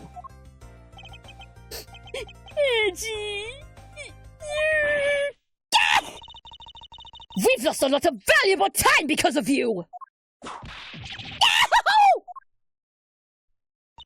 I'll let you deal with him, Franny.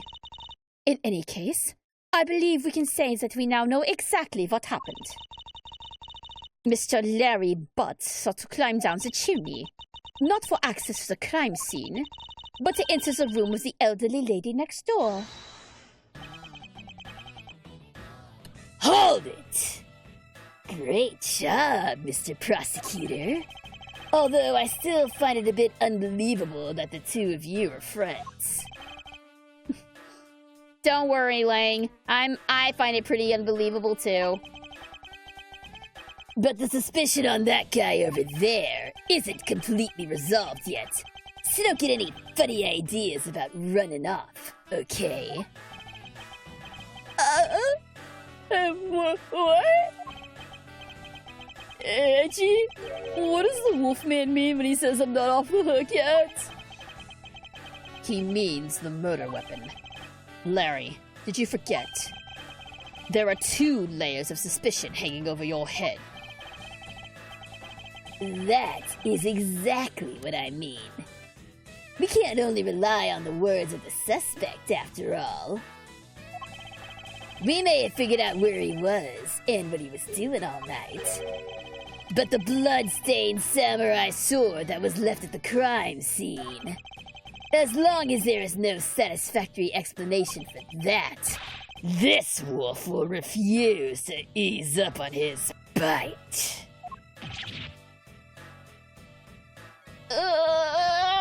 Why's he gotta talk like that? Why's he gotta talk like that? Damn it! Why did I pick out that voice for him? Angie, that guy! He looks like he's seriously about to take a bite out of me! I'm well aware, and you should be as well, that this upcoming battle will be critical. Thanks to the cooperation of our lovely bumbler, I've been dealt a very nice hand and a sweet trump card. Looks like we're about to enter the final bout. Now, Mr. Prosecutor, let's see what you've got. I can easily point out the contradiction in the supposed murder weapon. But the real problem for me is figuring out what the real murder weapon is. This will be a high-stakes gamble. But this is one game I cannot afford to lose. All right, here we go. Why Larry? The $1 million question. Why Larry? I was the one who found the body of the victim, Damask II. Beside him was the samurai sword, glittering red and offering up the scent of blood. It was supposed to be in the Steel Samurai's dressing room, but I found it here instead. Plus, I found the murder weapon's owner, the suspect Larry Butts, in here too. Isn't it a bit far-fetched to accuse someone simply on the basis of ownership? But this owner wanted to sneak onto the crime scene. I think that's plenty to go on, don't you? Hold it! If you're alluding to his reason for being by the chimney, we have already established that. Not so fast! Hold on there, Mr. Prosecutor. You two are longtime friends, right? Who's to say you didn't fabricate the evidence to give him an alibi? Oh. You're accusing me of fabricating evidence? You think I can believe anything you produce? Forging evidence is all you prosecutors do! This man has some serious issues with prosecutors. Hey, but come on! I can't think of something as complicated as that! Right, Angie? Larry, I can agree because I know you and your personality well. However, Agent Lang knows nothing about you. Or me, for that matter. I sense his hatred for my entire profession emanating from his entire being. Meaning the only way I can prove Larry's innocence is to present irrefutable evidence. Ugh. Why is it I always trip over my words in this game, man?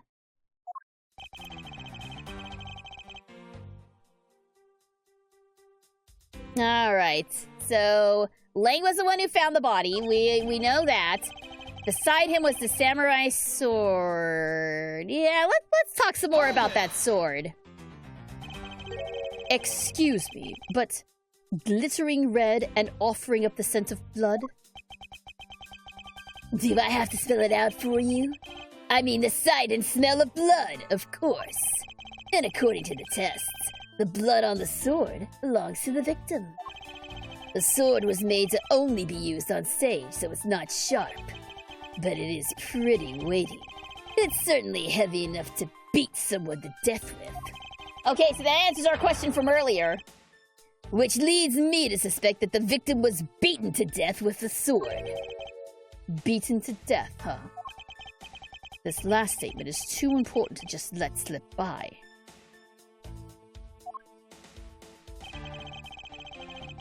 Covered in the victim's blood. I suspect he beat the victim to death with that thing.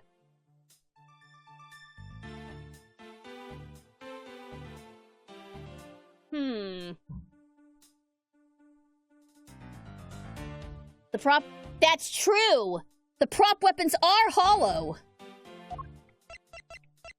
And this proves it! Good cat again, Zach! You're on fire tonight, my dude! Good catch! I just hope that this will be enough proof to prove that it couldn't have been the... I just hope that it's enough proof to prove he's wrong. Let's give it a shot, shall we? Objection! Objection!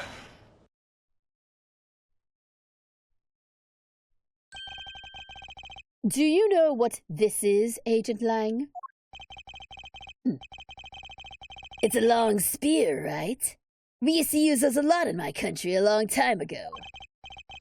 Piercing, mowing people down. Spears are the weapons of heroes throughout history. It's the next most effective weapon, after the whip. Franny, only you think that, ma'am. Yeah. I think the whip is in a slightly different category. So what's your point? Are you gonna tell me that that spear is the real weapon? No. I simply want you to take a look at this section here. The way it's bent? Precisely. Apparently, a certain troublemaker hit it against a wall in this embassy earlier. And as you can clearly see, the insides of the steel samurai's weapons are hollow. In other words, they're replicas. They aren't strong enough to deliver a damaging blow. Let alone the multiple strikes necessary to bludgeon someone to death. And yet, there is not even a dent in the samurai sword. How do you explain that? We're getting them! We're getting in the panic! Oh, yeah! The sword and the spear are made of the same stuff, so they bend easily. But I wish they'd make him out of better stuff, because the spear got bent. I wasn't able to do my special early summer rain jab move. Man, I got such an earful from the director after not doing it in the show. The Steel Samurai special move was changed tonight because of him? Because he bet he couldn't do. Oh no!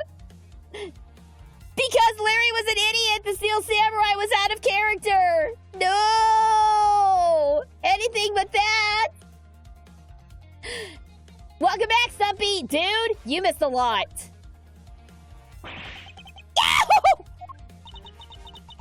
That's more than enough of your whiny whimpering.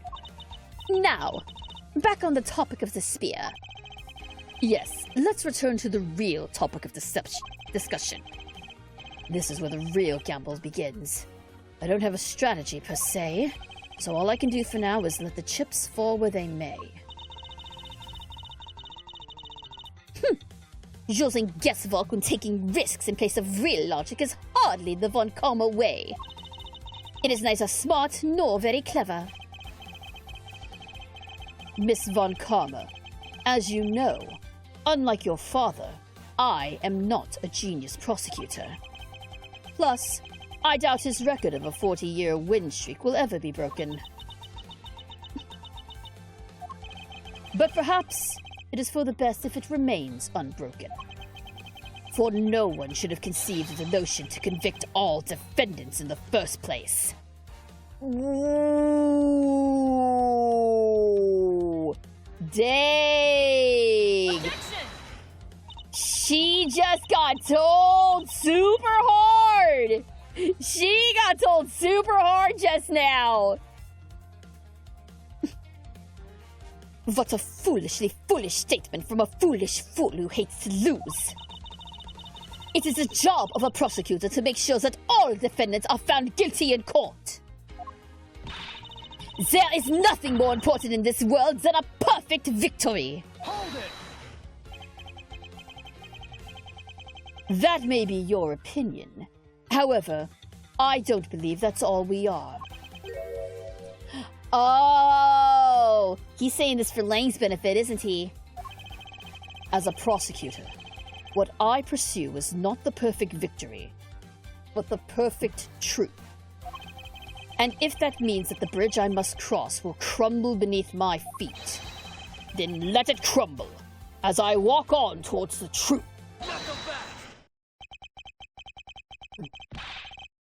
You're good at keeping me entertained, Mr. Prosecutor. But you know, humans are delicate creatures. The slightest bump, and we expire. I'd like you to consider, if you will, the possibility that the sword was used in such a way that the attack killed Damask II without bending it. And how would you Objection! explain this, sir? Hello, Tyrant! Welcome! Thanks so much for tuning in! So, what do you think of my hypothetical scenario?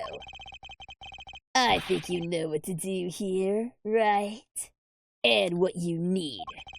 Of course, what I need is evidence even he can't refute. This is it. It's time to bring this to a close. Okay, here we go. No, I have not seen Bowser vs. Eggman. I will check it out after the stream. It is possible to use the samurai sword to kill someone. And under these circumstances, it's the only logical conclusion. We searched the embassy top to bottom, but the victim's blood is only on that weapon. So isn't it only natural that suspicion would fall onto the owner of said weapon? How long do you intend to cling onto that preposterous theory? As long as I want, because we've examined every corner within the walls of this embassy. There's no stone we've left unturned. And we have managed to come up with only one logical conclusion. That the only place inside this embassy with the victim's blood on it is this sword. Hold it! You left no stone unturned? Is that a fact? Not so fast! If you got something to say, then say it in the only way I respect, Mr. Prosecutor. Yes, of course. In that case, allow me to make it all crystal clear for you. Alright, what have we got here? It is possible to use a samurai sword to kill someone. Under these circumstances, it's the only logical conclusion. We searched the embassy top to bottom. Did you actually, though? The only place where you could find blood was on the samurai sword? That's right, even with luminol. Which means that there are no other possibilities outside of what I've already outlined. Do I have a problem with Agent Lang's assertion? Of course I have a problem with it! If you believe that there is no other door of possibility left to open, then allow me to force one open for you. Not so fast! And how do you plan on doing that? By showing you what may possibly be the real murder weapon. Not so fast!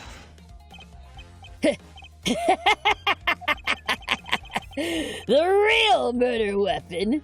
I'd hate to repeat myself, but my men have already searched every last inch of this embassy. And they've concluded that nothing else could have been used as the weapon. Knowing these facts, do you still want to press forward with your little hypothesis? Of course. Because it's not possible that your men inspected everything in their investigation. Not so fast! What are you talking about? I don't appreciate mind games, and I don't appreciate when people like you slander my men! Hold it! I'm not slandering them, I assure you. I'm merely pointing out that their investigative dragnet has a few holes in it. Namely, that there is something your men couldn't even lay a finger on. And that item is the real murder weapon. It was the statue! It was a statue! That's why it was moved! That's why it moved! Right? I mean, but wait, where's the blood? Where's the blood on it? Oh! So wait, did he wipe the statue clean with the sword? And then drag the sword into the blood to make it look like the weapon? The blood's under the... Here I was trying to come up with this convoluted thing, and it's actually the simplest thing. The blood's under the pedestal! Of course! Why didn't I think of that? Alright then, I'll play along for now. This real weapon that killed Damask II. What exactly is it? The real murder weapon, which not a single person has yet to touch, is this. We got him. Take that! The National Treasure of Alabast. Hold it! You mean the Primadex statue? Yes. And as you know, only the ambassador and his secretariat may touch it. Which I believe means that neither you nor your men were able to examine it. Correct? Not so fast! You know very well that if we did that, there would be an international incident between the Kingdom of Alabast and the Republic of Babel. The two countries' precarious relationship teeters in the balance over a stupid fight related to a sovereignty statue. But I'll be damned if I let something go unexamined. Hold it! Agent Lang, if you could, take a look at this. The direction the statue is facing, just before and after the crime, are different. And there is only one conclusion I can draw from that.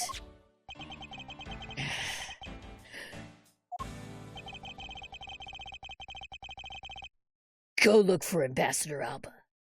Get him to give us the okay to examine the statue. Shifu! You can't listen to this infidel's words! He is most definitely trying to trick you! Shifu, please! Let's be rational about this! Langji says... Just go already! Yes, sir! Ooh, he is proper pissed now. Shifu, Yeah? I'm really sorry, sir, but I was unable to convince the ambassador. I was able to obtain permission for us to examine the Primadex statue. I see. It was the ambassador. The ambassador killed him. That's why he won't let him touch the statue. Wait! But then, the investigation is at a standstill! Agent Lang, I will go and speak with the ambassador personally. Save your breath. He may act all weak and frail, but that old man's one tough cookie. But I guess you gotta be tough when you're representing a whole country, you know? Agent Lang, What do you want? Let's just hurry up and examine the statue already. but Shifu, what about causing an international incident? Quiet! I'll take the fall if I have to later. Hold it! Agent Lang, the hypothesis is mine. So if someone is to take the responsibility, let it be me. Responsibility? If we're gonna talk in such heavy terms, maybe I should let you. It'd be a real problem for my men if something were to happen to me. Alright then, less talk, more investigating. If we want to know the truth, we can't stop here. Action must be taken. Agent Lang, I'd like to run a luminol chemiluminescence test on the statue. A luminol test? Good thinking. If the statue is the murder weapon, then some of the victim's blood should be on it. Okay, let's get the forensics team in here.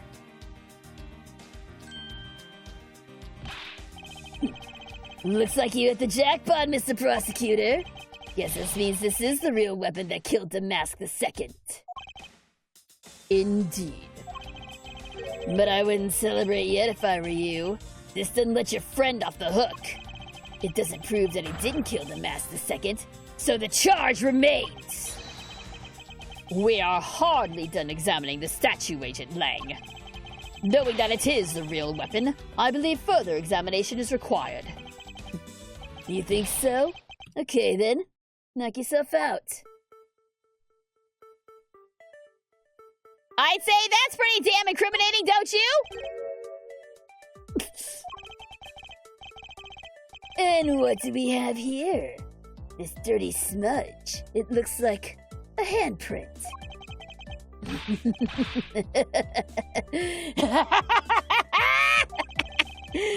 What's a definitive bit of evidence like you doing under here? Looks like we got some fingerprints to analyze. Uh-oh. Worst case scenario, these prints belong to Larry. But it looks like it's too late for me to do anything about that now. Uh-oh. Uh-oh. Uh-oh. Hey, forensics guy! I want results on these fingerprints ASAP. You hear me? It's absolutely going to be Larry's fingerprints, isn't it? It's absolutely going to be Larry's fingerprints. Of course it is. Somehow it's going to be Larry's fingerprints. Agent Lang, I have the analysis results, sir. Good. And? Sir, about the prints we lifted from the bottom of this statue. Well, you know the victim of the murder in the Babalese embassy? The prints belong to him. To Mr. Manny Cochin, sir. Oh! What? But that's... Oh no! What's going on around here? No. That's... impossible. Each primitive statue can only be handled by someone of that country. But by the very fact that Mr. Cochin's fingerprints are on this one, it leads me to only one conclusion. This statue is actually Babel's prima duck statue. Impossible! It can't be! What? Larry never once set foot on Babalese soil, so he was free to go. However, this new piece of information only served to confuse us even further. The ringleader of a smuggling operation was killed with an alabastian knife in Babel. And Damask II was killed on alabastian soil with Babel's national treasure. And the mystery of the great thief Yatagarasu, who visited both countries. The pieces were there, but I had yet to see the big picture they were to form. To be continued.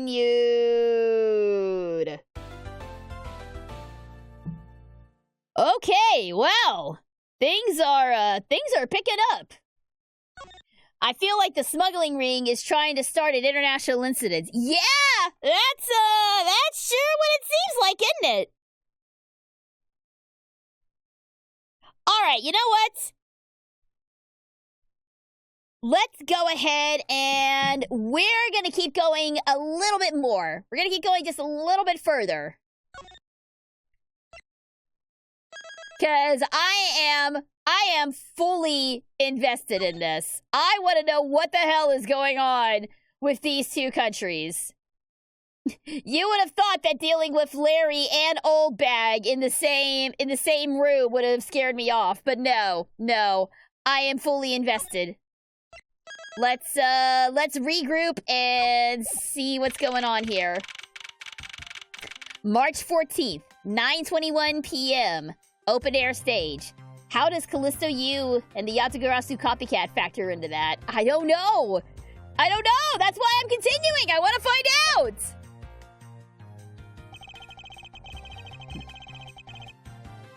I've left the mask investigation to Francisca and returned to Babel. I suppose my first order of business should be looking to Babel's statue. Here she comes. Mr. Edgeworth! So, Kay, what's the situation? Oh, it's great! Investigating is so much fun! In other words, they've made absolutely no progress. We weren't goofing off! Honest, sir! We've been investigating our hearts out!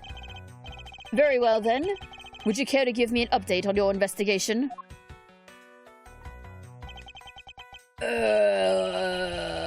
Well, we've had a really fun time, sir. I knew it. Zero progress. Aww, but no, they're having fun. I want to see more of Kay and Gumshoe fun times together. I want to see that. Can we go to that investigation? That sounds way more fun.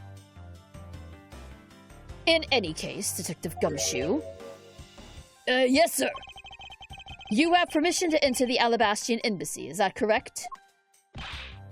Yep. As a local detective, I'm helping out with investigations on both sides, sir. Good. In that case, I can leave these pieces of evidence with you. They belong to the lady under the Pink Princess's mask. The Pink Princess? What kind of lady was playing her, sir? The kind that was also playing the role of the Pink Badger yesterday. Ugh. Understood, sir. If I happen to run into her, I'll give them back to her. And if I don't, then I guess I'll unload them somewhere. He doesn't seem all that enthused to go find her, but I can't blame him. Evidence that has lost their value has been given to Gumshoe. I know we were discussing Ace Attorney Persona. If we go by fives... Oh, yeah, no. If this ever became a thing, Kay would absolutely be into this. Kay would absolutely be a part of this. I already have a whole spiel for Kay planned for this crossover that only exists in my head. Now then, I don't believe I'll be needing this anymore either. What? Are you really gonna throw that autograph away? Yes, because that Steel Samurai was a fake. Steel Samurai autographs crunched up into a ball and disposed of. Oh, poor Edgeworth. Poor guy. Wait, what? What do you mean by fake? Now then, I believe it's time for a little housekeeping. Unnecessary evidence has removed. Remaining evidence has been rearranged. Okay, so what did we actually lose?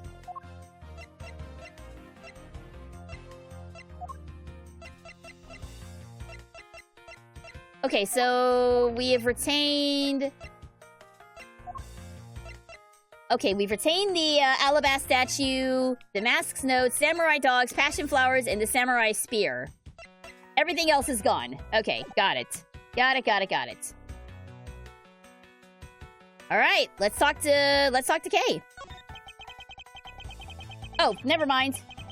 Yeah, his childhood is now in the garbage. I mean, to be fair, it kind of already was in the garbage after the DL6 incident, but now it's just even further in the garbage. It would appear that the stage is also scheduled to be renovated. You know, I would love to perform on a stage like this. Something like the greatest Great Thief Show! I should think it would be a bad idea for a thief to show their face to the world. Oh, whoops. All right, let's talk to Gumshoe. We'll start with Gumshoe. Mr. Edgeworth! You look like you're enjoying yourself, Detective. Well, I don't have much else I enjoy as that. I don't have much else that I enjoy as much as a good investigation, sir. So, what did you find out? Well...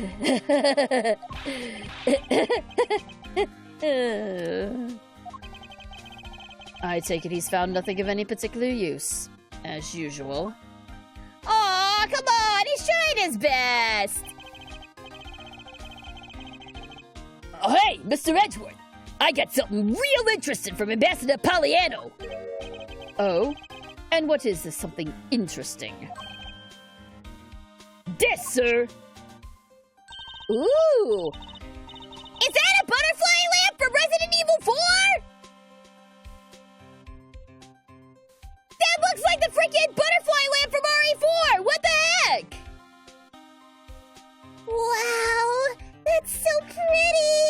I'm so jealous! That's a real treasure there! Why does the flame burn green, Detective? Okay, so apparently, if you burn the special wit crystal oil they only make in Babel, it burns this green color, sir. Interesting. So it's a special property of the oil. I suppose this is a ploy to force people to visit Babel should the oil run out. Hey, Gummy! What about these silhouettes? Oh, they stuck some cutouts on the outside of the lantern so it projects the images. Oh, silhouettes, huh? Well, they are rather pretty, aren't they? Wait, what am I doing? I was supposed to be asking for an update on the investigation! What's the matter, sir? There's something I want you to investigate for me. Do you think you can do that much? Uh-huh. You got it, sir! Hey, that's not fair! Why is Gummy getting to do all the fun stuff? Oh, well, that's because I'm Mr. Edgeworth's partner. I can't believe you took advantage of the confusion and stole my role as assistant! I expect the two of you to get along and work together like professionals on this. Alright, silhouette lantern. Alright, well, let's talk to Mr. Paulino. Wait, this dude was Italian, right? Is that what we decided? It was gonna be Super Mario Bros? It burns copper? Oh, is that why it burns green? Is because it's copper?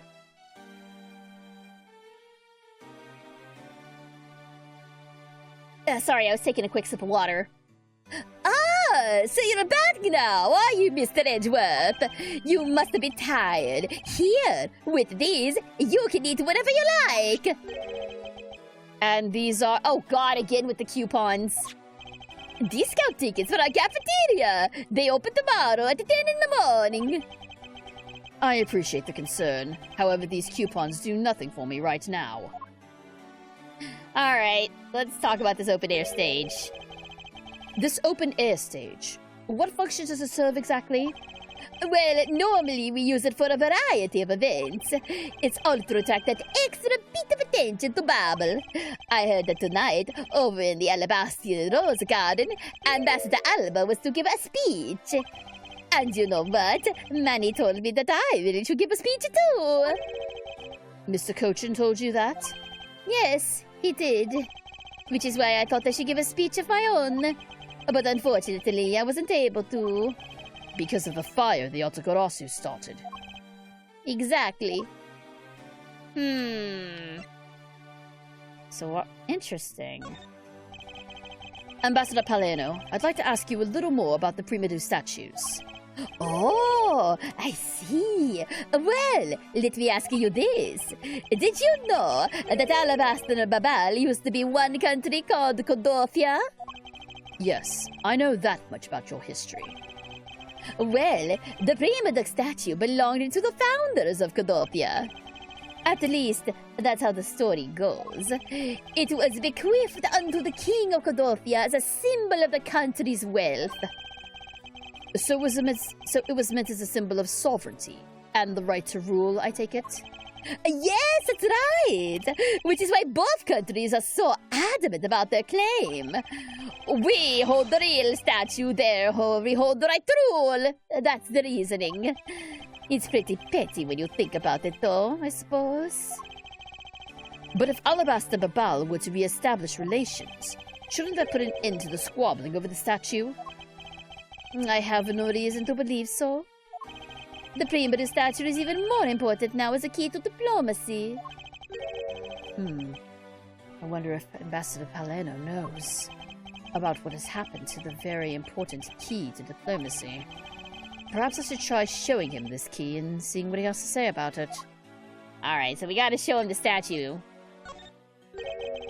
Ambassador Paleno, there's just one thing I would like to ask you about. Yes? Oh, and don't worry, you can ask me more than just one thing. How about 2 or 3? In exchange, I'll expect you'll be coming to Babel, yes? Thank you, but just the one thing is all I require. Manny Cochin, I'd like to ask you about this man who was your secretary. Sure, I'll tell you what I know. Thank you for your cooperation, Ambassador. He was, well, if I had to put it in one word, he was an able man. If there was ever anything I needed as an ambassador, he was able to get it for me. To think that a man like that had a hand in a smuggling ring right under my nose, going completely unnoticed. Actually, I suppose because he was an able man, I was unable to detect his dirty dealings. It sounds like Mr. Cochin had a very sharp mind. Recently, Manny had been really busy. Since I became the Bubbly's representative at the Country Unification Council, he's been working tirelessly to cover my work for me. I'm sorry, but what is this Country Unification Council? Oh, well, you see, had tonight's events proceeded without a hitch, our two countries were to reunify and become one again. That seems pretty major! But I guess with how things turned out, that dream won't be realized anytime soon. I suppose not. So if everything had gone according to plan... Interesting. Ambassador Paleno, if you could please take a look at this for me. The Primadou statue sitting in Alabast right now actually belongs to Babel. So it would appear. I received a call from Miss Von Karma about this earlier. Then you will understand why I wish to inspect Babel's Primadou statue immediately. Because the statue currently in your country's possession. Yes, well, I've already inspected it myself, and it is definitely Alabast's statue. Well, that's a little suspicious. I know, because it's the real statue. Oh! Whoa, whoa, whoa, whoa, whoa! So wait! Is he admitting that Babel's statue was a fake? That Alabast had the real one all along? Oh, interesting. Interesting. Well, now we know which one was the fake statue. Supposedly. Then you're saying that Babel's was a replica? I'm embarrassed to say it's true, even though I know that someday it would be exposed. I received my orders from the leaders of Babel, and I was to negotiate with Ambassador Aber at this event. I was to negotiate with him and fix the results of the evaluation tonight. To say that we could not determine which statue was the real one. Hold it! Why are you telling me this? Well, because you've already figured it out. Our statue is just a hollow gold shell. Even if Babel were to lose face, the reunification of these countries is what's important. I'm right in that thinking that, aren't I? I'm not making a mistake, right? If you don't know yourself, then I won't pretend to know either. I never thought that by being betrayed by my own secretary, the real symbol of wealth would be given to me. Isn't it simply ironic? Interesting. Okay. So, to sum it up, they were going to reunify as one nation after this and say that, hey, both statues are for real, so screw it, let's just become one nation again.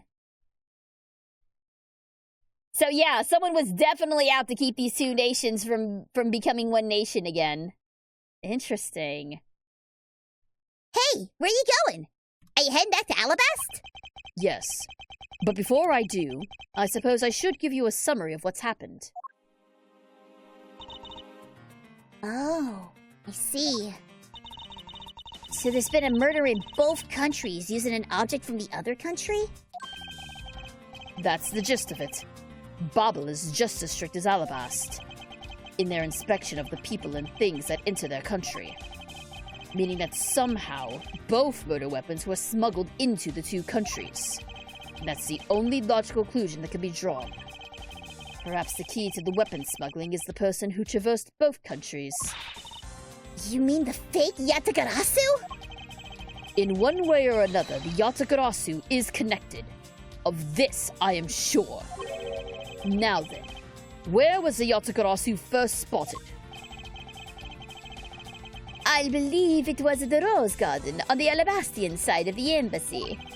The garden is just on the other side of this boundary. It is where Ambassador Alba was to give a speech tonight. At least, that's where I heard the Yatagarasu had appeared. In that case, I believe it's vital that I investigate the Rose Garden post-haste. Hey, wait! Before you go, take a look at this, Mr. Edgeworth! What is it? My guess is that it's a guitar pick. I picked it up just now over there. Do you think it'll be of any use? There's a little water on it, but how did the water get on it? It doesn't look like there's anything that could get wet from around here. Well, I was thinking they have concerts at this open-air stage from time to time, right? Alright, I'll find a toner later. I get the feeling that's not actually... Oh! Oh, Stumpy! Stumpy, that's actually a really good point! Who is playing the Jammin' Ninja? It could totally be the actor doing the Jammin' Ninja! Oh, dang! Aren't you clever? So many clever people in my chat tonight. Oh yeah! There's one more thing. Mr. Edgeworth, would you be willing to hold on to this? What is this? It's Miss Yu's perfume. It's the bottle that woman left behind and that I found 7 years ago. I thought that one day it'd be of some use in tracking her down, so I kept it safe all this time. Thank you. I would be honored to hold on to it for you. Why does she have that?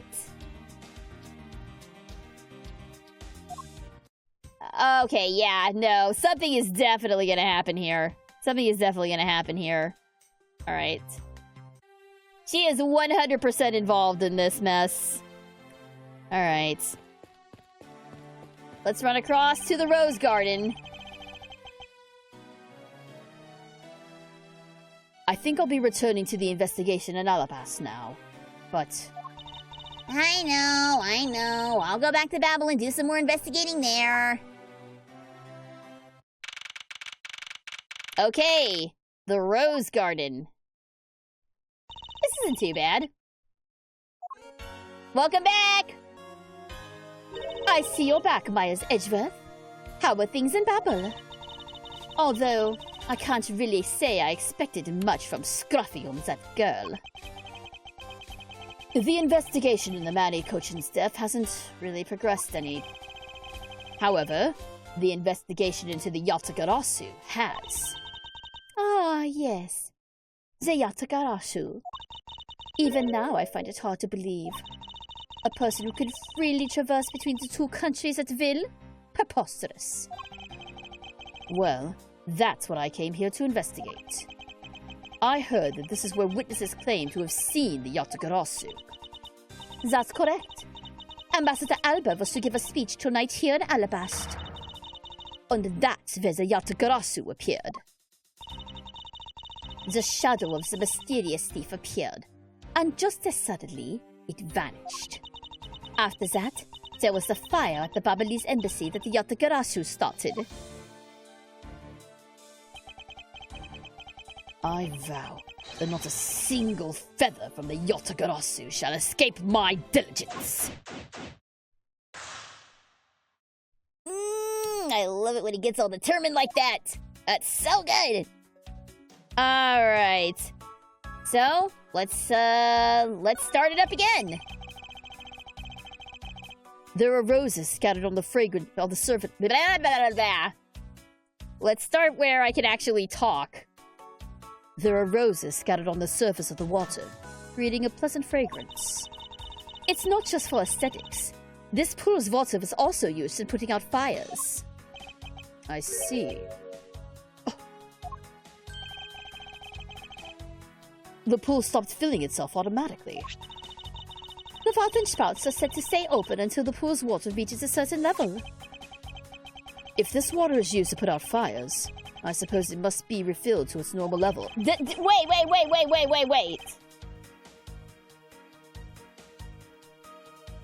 That is the entire purpose of this pool, is to put out fires? How often do fires occur at this embassy? Is this a known thing that occurs here? This suggests that this pool was recently used somehow in this embassy. I guess I'll take some notes about it just in case.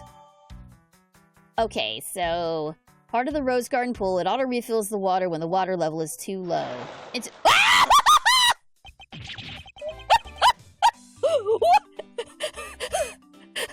What? Why? Why? Why? For what reason?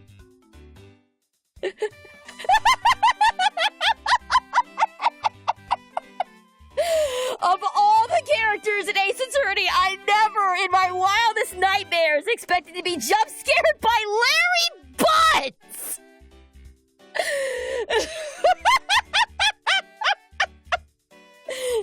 That is the dumbest! That is the dumbest! We were just investigating the pool and Larry was just there! He was just there! Oh my god, what the hell? Larry, dude. Ah! How dare you surprise me like that? I'm sorry. Oh, hey, Edgy. Thanks for what you did back there. Your gratitude alone is enough. More importantly, Larry, this pool is not for your personal enjoyment. I know that! Do you really think that I'm the type to just jump into a pool and swim around for fun? Objection!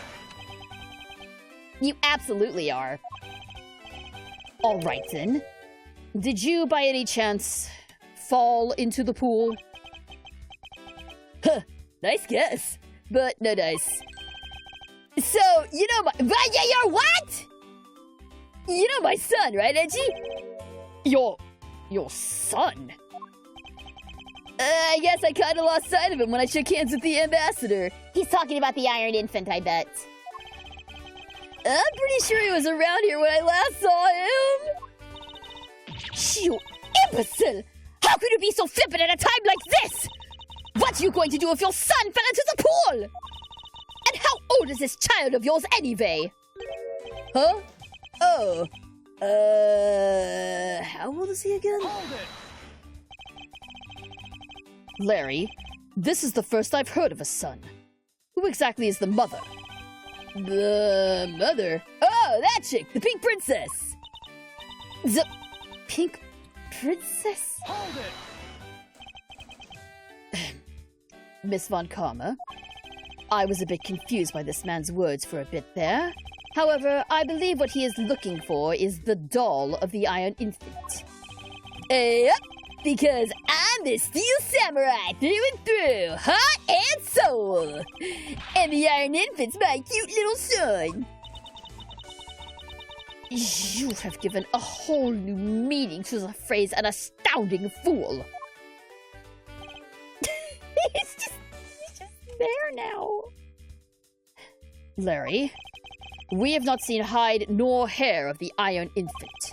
But rest assured that if we should find him, we'll let you know. Now get out of there! Sounds good. In that case, I'll go search over there. Hey, wait! Well, it's not as if we'll get very far swimming around in that pool. And though he's unrelated to the murders, he certainly knows how to cause a lot of trouble. God, I was not. There was a Larry here. He's gone now. Boy, I wish. I wish he was. All right, let's check out the statues next.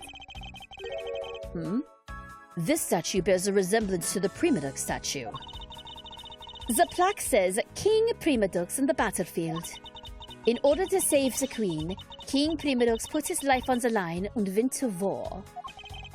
So, Primadux was actually a person of royal blood. I thought he was simply someone imitating a character from an ancient legend. Well, what surprises me is that a real person who looked like the Steel Samurai existed. I suppose there's that too. So was Steel Samurai actually based on the Legend of Primadux? The King of Primadux? That would be crazy. That'd be a wild connection to make. A statue of a woman. I wonder if the lady is pouring water. It says it is a statue of the queen who spoke of love to King Primadux.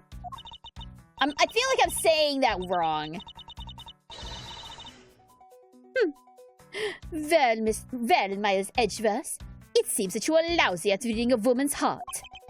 I mean, he's gay. Of course he couldn't read a woman's heart. I opened my mouth about a statue and she somehow made the leap to that. Alright, so... female statue, male statue, more importantly... Lang is here! He's wearing his dumbass sunglasses! But that's fine. We'll forgive him for the stupid sunglasses. And no, there does not appear to be a child statue. At least, not here. Hi, Lang! Have you finished checking out all the bystanders? Yes, sir! And we found 14 counts of pickpocketing, 16 counts of illegal parking, and 1 person ran a light, sir! Don't tell me you didn't find out anything related to the case. Sir, not a single thing, sir. Well, for now, let's just get those other lawbreakers down to the precinct. Agent Lang? Well, if it isn't Mr. Prosecutor. I would just like to thank you for your assistance earlier. Make no mistake, it's not like I was trying to help you with what I did. After I left, did you receive word from Ambassador Alba? We're to wrap up our bodyguard assignments at the end of today. Oddly enough, we received word from HQ to return home on an urgent matter. As if I could be so easily called away from this case after I've come so far. It's not like I was trying to help you. Yeah, I caught that. I know a tsundere when I see one. We got 2 tsunderes facing off against each other. This could only end in one way. I swear that I'll find the truth and drag it out screaming into the light. You're with me on that, right, Mr. Prosecutor? Interesting. So is he on our side now, or does he still hate our guts? Feels like he still hates our guts a little bit, but is willing to work with us on this. You were working as Ambassador Alba's bodyguard at the time. So naturally, you witnessed when the Yatagarasu appeared, correct? Yeah, I saw the thief all right. With my own 2 eyes.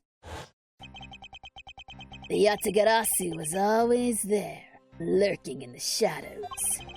But when the spotlights were turned on for Ambassador Alba's speech, a shadow appeared. That's when cries of, "It's the Yatagarasu!" rang out. Next second, the spotlight went out, and by the time we got the area lit again, the deaf thief had vanished. When we investigated afterwards, we found the reason the lights went out was because somebody had unplugged the extension plug for all the outdoor electronics. Whether it was someone doing it on purpose or simply a guest who had tripped over it, we don't know. But one thing is for certain. The Yatagarasu was here. So you're saying that basically all you saw was the thief's silhouette? Yes. Objection! If all you saw was a shadow, then it's entirely possible that the shadow belonged to someone else. Good thinking, sis. You just might be right. If it weren't for the fact that there was no one else with the same shape. Not among the staff or the audience members. My men have already done a thorough check of everyone, so I know I'm right. Someone else's shadow? That sounds like a plausible hypothesis. The suddenly appearing and disappearing shadows of the Yatagarasu. I believe I figured out its true origin. I expected no less from my subordinate. Now, let's hear what you know on the subject.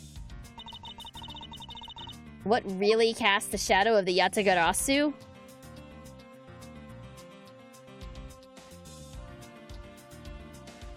Wait. I mean, the only thing it really... The spotlights are right by the right by the statue. Was it the statue? The suddenly appearing and disappearing shadow of the Yatagarasu. Is it not possible that it was created by this statue? Objection! Are you playing me for a fool, Miles Edgeworth? This statue bears absolutely no resemblance to the shadow of the Yatagarasu. You're correct. However, this statue is but one part of the whole picture. What do you mean, only one part? The other part? Oh! The statues were put together! That's what it was! Clever! It's another statue? The Yatagarasu shadow was made from the shadows of these two statues. Made? What do you mean by that? Right now, the spotlights are all over the place. This is because they were removed when the guests were in a panic state. However, if we were to restore the lights to where they were when the thief appeared, you believe that the two shadows will create the Yatagarasu shadow? Precisely. Now then, watch as I reveal the true form of the Yatagarasu. First, if we set up a spotlight to cast the shadow of King Primadu in the battlefield, the shadow of the king's statue would appear on the backdrop of the stage. Likewise, if we set up a light on the queen who spoke of love, her silhouette would also appear on the backdrop to the stage. Ah, so if we were to combine the two shadows, it looks nothing like the Yatagarasu shadow. Miles Edgeworth, how do you explain this grotesque shape? Calm down, Francisca. The way the light needs to be shown on the queen statue is wrong. What do you mean by that? I believe that the whole of the king's shadow needed to be used for this to work. However, in the case of the queen, I don't believe her whole shadow is needed. Rather, the person who created the shadow only used one part of her shadow. Only one part? Yes. And that one part alone is enough to fill in the rest of the Yatagarasu shadow. Well, why didn't you say that in the first place? You're right. I apologize. What part of the queen statue? It would be the open hand, right? Take that! Think back to what's missing in our shadow. 5 long, thin areas, correct? Now, what does that remind you of? Ah! That's right. It can only be the shadow of the queen's left hand. Francisca, could we please adjust the spotlight's position so that it only shines on the queen's left hand? All right. Let's give it a try and see what we get. Ba-bum! Oh, it's Yeah, this is exactly like the shadow I saw. The culprit must have changed the spotlight's positioning beforehand, and then pulled the plug after people saw what the culprit wanted them to see. That is some really intricate shadow play. I appreciate it. In their panic, the guests must have moved the spotlights around, which we can assume was also part of the culprit's plan. By the time the lights came back on, the Yatagarasu shadow had vanished. Which means that the shadow was a construct from the very beginning. So you see, the Yatagarasu never did visit Alabast tonight. The only country that thief visited was Babal, although it can be assumed that the Yatagarasu had an accomplice in Alabast. An accomplice? But who? I haven't figured that out yet, but I assume it was the person who set up the shadow show. I sense that the biggest clue yet to solving this case is the existence of this accomplice. Investigation completed! Fantastic! How's the investigation going? Oh, hey, Bad! What's up, dude? Detective Bad, have you come to join us in investigating the Yatagarasu? I've left the murder in Ancient Lang's charge. And my only target from the very beginning is the Yatagarasu. So, yes. So, what have you found out? I got a piece of evidence. May I see it? Sure, but you might regret it. We're here because we are ready to face whatever may come. So if you please. When people heard the commotion, bystanders started gathering. And one woman claimed, I'm telling you, I'm a genuine international journalist. I think we're about to get Lotta! I think we're about to see Lotta again! Who's ready for Scottish Lotta? She gave me an interesting picture. A journalist? Well, actually, she's a freelance cameraman. This is the photo I got from her. What the hell is that? What in the world? The Yatagarasu. It's flying through the air! The times they are changing. It's not just man, but evidence. Even they lie to us now. When was this photo taken? Apparently, right after the fires, on the 4th and 5th floor were put out. It was taken from a nearby building that you could see the embassy from. I see. So this was taken after the fire. Alright, so what is it actually? The blur in this picture took off from the Babalese embassy, flew over the boundary, and headed for the embassy of Alabast. Objection! This is simply not possible! People are incapable of flight! Is that a fact? I've had the pleasure of dealing with a case involving a flying person once. The trials and tribulations again? Actually, come to think of it, I've come across a case like that as well. 2, actually. Turnabout Big Top and Bridge to the Turnabout, both of them. Maybe it happens more often than we think. Am I up to the task of solving the mystery behind that photograph? Well, the Yatagarasu took off from the Babalese embassy, so I should start from there. Francisca, I need to return to the Babel investigation for a bit. All right. Okay, so, back to Babel we go.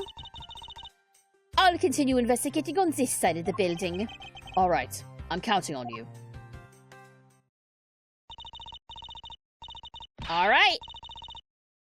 going back and forth between two simultaneous investigations. It's kind of hard to keep track of. Welcome back, Mr. Edgeworth. Now come on, let's get back to our investigation. Yes, let's.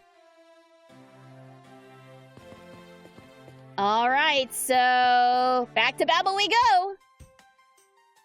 Oh, wait, no. Come on. Back to Babel we go. So what did we miss in here then?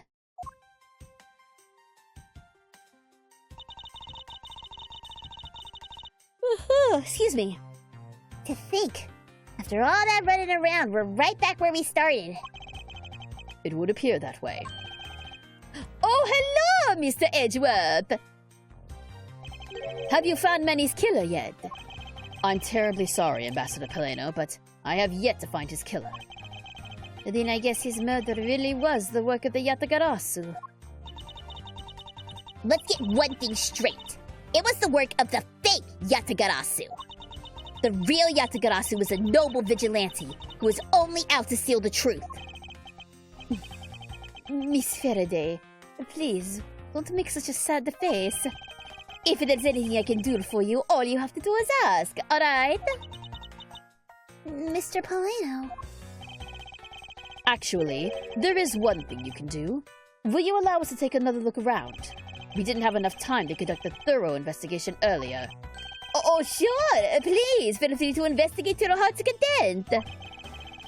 Also, there are a few questions I'd like to ask you personally, Ambassador. If it will bring a smile back into Miss Faraday's face, then I'll gladly answer anything. Aw, thank you, Mr. Paleno. You're a total gentleman. You don't have to waste such nice words on me, little miss. Hey, Sir Paleno! Those two sure got chummy awfully quick. You know, it's easy to say we're gonna investigate, but where should we begin? We should probably start by comparing the state of this room before and after the fire. And then, we should look into the matter of the suspicious person you spotted. Yeah, when I came into this room, that person was already gone. But I'm willing to bet that that person who I'm chasing is Mr. Cochin's killer. We don't know that yet. However, it's hard to believe that person is unrelated. Furthermore, because the key the Yatagarasu stole 7 years ago was found here, it signals that perhaps Miss Yu was also somehow involved. I knew it! That woman is almost definitely Mr. Cochin's killer! Yet again, we don't know that. There's too many mysteries to be solved here. Speaking of the Yatagarasu and mysteries, I received the most mysterious photo from Detective Bad. Uncle Bad? He's taking part in this investigation too? Yes, he has been chasing after the Yatagarasu for all these years. Uncle Bad? Now then, I was told that this photo was taken just after the fire. What? This kinda looks like the person in the long coat I was chasing. Does this mean that I was chasing the fake Yatagarasu after all? I don't know the answer to your question, but I don't think people can fly either. But this could be how that person escaped! Well, we'll need to investigate a bit more before we can say anything about that. In any case, let's not dawdle anymore and pick up our investigation where we left off. All right, so back to this again. Like I said, I thought we did a pretty thorough job of investigating last time. Let's start by talking to Mr. Paleno, though. Now then, Ambassador, I'd like to ask you about your movements before the fire broke out. Before the fire? Which fire are you talking about? Which one? There was more than one tonight? Huh? Oh, I see. I guess you didn't hear about it. We had 2 fires here at the Babbly's Embassy tonight. What a bother all of that was. Wait, but the only fire we know about is the one after the Jammin' Ninja show. Ah, well, the first occurred at the start of the Jammin' Ninja show. Luckily, only the 4th and 5th floors of our embassy caught on fire. That's still a massive fire! That's a 2-floor fire! That's still really big!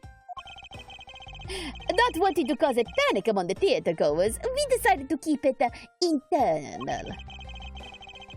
Then the fire after the Jammin' Ninja show was the second one of the night. Exactly. So the fire I witnessed was the second one. Come to think of it, didn't Detective Bad make reference to the first fire? When was this photo taken? Apparently, right after the fires on the 4th and 5th floors were put out. How did I completely miss that? I suppose that this means the photo was taken just after the first fire was put out. Interesting. So then, what was the extent of damage in the second fire? The second fire was contained to this floor, the 3rd floor. I think it was leftover embers from the fire on the floors above it that caused it. That's... how should I put this? A very bad stroke of luck. And also, wouldn't a fire that covers 2 floors be way more noticeable than one that occurred on a single floor? I feel like they have this backwards. I feel like... Okay, no. This doesn't make sense to me. A fire on 2 floors would be way bigger and way more attention-getting than a fire on a single floor. There's no way. Something is seriously goofy here. Are we Danganronpaning? It sure seems like we're Danganronpaning. What if the timing was backwards? What if it was actually the 3rd floor fire and then the 4th and 5th floor fire was after that? Maybe the timings got switched around. I don't know. Something really weird is up with these fires here. My office on the 5th floor, Manny's office here, and Manny himself, all gone in the blink of an eye. Fires and babble data. Alright. Interesting. Yeah, no, there's something really weird going on with these fires. I don't get it. I feel so sorry for you, Mr. Paulino. Oh, and look at me going on and on. And now then, what was it you wanted to ask again? We were discussing what your actions and whereabouts for today were. And if you happen to know what Mr. Cochin's actions and whereabouts were as well. Yes, very well. Let's see. I've been quite busy all day from morning until now. First I woke up and then I brushed my teeth. After that I had a roll for breakfast. Fascinating. How about if you just skip to the relevant parts for me? Oh, you'd like a condensed version? All right, I can do that for you. Perfect. So what did Mr. Cochin and you do this morning? Well, initially we were supposed to meet and shake hands with the Jammin' Ninja, but Manny and I wanted to turn it into a photo op, so we were here tidying up his office. You helped clean Mr. Cochin's office? Why were you not cleaning your own? Oh, I think I forgot to mention this, but my office is currently undergoing renovations. Well, that's interesting. Which is why both the Prima Duke statue and the Bamali's knife set are down here.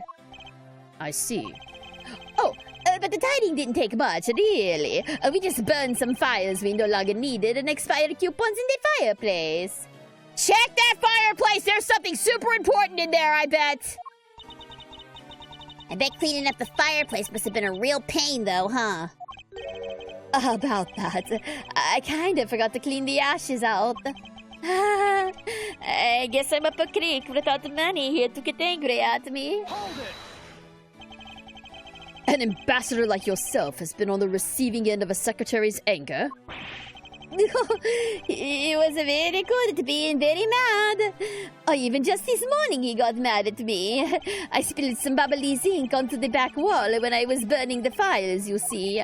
And he got mad at me, saying that I should treat the ink with more respect. Talk about the boss getting bossed around. Okay, yeah, definitely gonna check that fireplace. That's about it for what we did this morning. Just some cleaning. Don't tell me you had no other work to do. Being an ambassador and all. Nope. Ambassadors don't do nothing. I guess. I have no idea. Now then, if you could just tell me what you and Mr. Cochin did this afternoon. Well, Manny and I went down together to the Theatrum Neutralis. We had to be there for the start of the Steel Samurai stage show. After the show started, I went back to my office on the 5th floor alone. So they were together until the start of the Steel Samurai show. A little while later, after I had straightened myself up a little bit, I returned to the theater, because I was to take part in the photo op on stage at the end of the show. There was a commemorative photo op at the end. Oh, it was a fantastic photo of the three of us. Ambassador Alba, the Steel Samurai, and myself. After the photo shoot, I went back to my office on the 5th floor to prepare for my handshake photo op with the Jammin' Ninja. He seems to be rather overworked for an ambassador. When I got to my office, that's when the first fire broke out, and I escaped down the stairs. My office was completely destroyed, but thankfully no one was hurt. I admit I ran away from the first fire as fast as my legs could carry me. But during the second one, I pitched in and helped the embassy staff put it out. So you didn't see Mr. Cochin again after the start of the Steel Samurai show? Yes, that's right.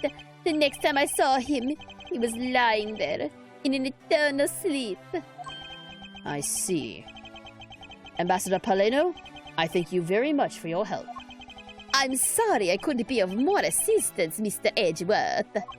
If there is anything else, please don't hesitate to ask, alright? Okay. Well, we didn't get to check out the desk, so let's check the desk first. It appears this area was heavily damaged by the fire. Yeah, I guess we should hurry up and get started examining everything. Okay. Well, really, the only thing that is of any interest to me here is the zinc. There's a bottle of bubbly zinc on Mr. Cochin's desk. And it looks like there's still a lot of ink left inside. The seal's unbroken, so the fire probably couldn't get into the bottle to burn up the ink. Hey, Mr. Polino! It looks like your precious bubbly zinc's all right after all. What? Oh, that's odd. Hold it! Ambassador, what do you mean by that? Well, it's just that there is something strange about the ink. Would you mind elaborating on that statement for me, please? What's up with the ink? What's up with the ink? I wonder if you might tell me what you noticed about Mr. Cochin's bottle of ink.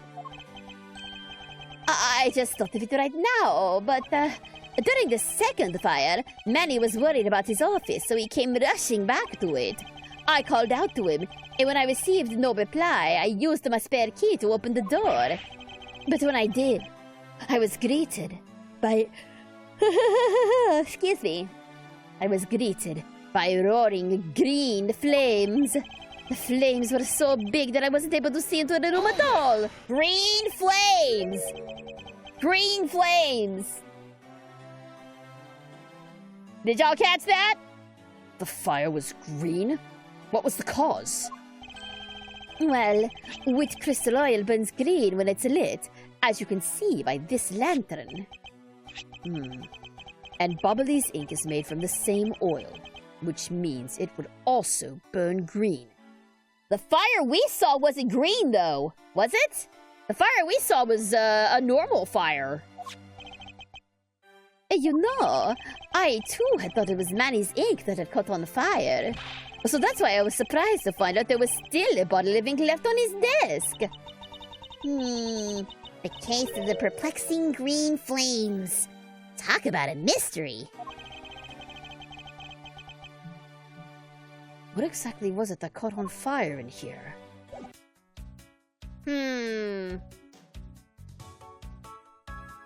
Stumpy was saying earlier that it was copper that causes green flames too, but they're calling it something different here.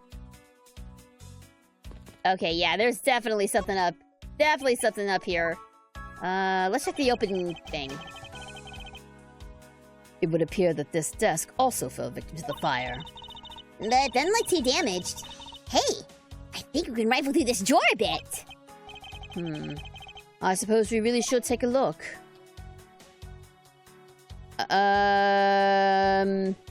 Okay. Oh! Hang on!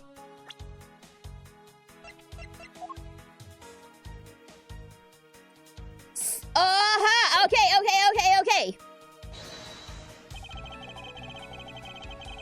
That's where the note came from!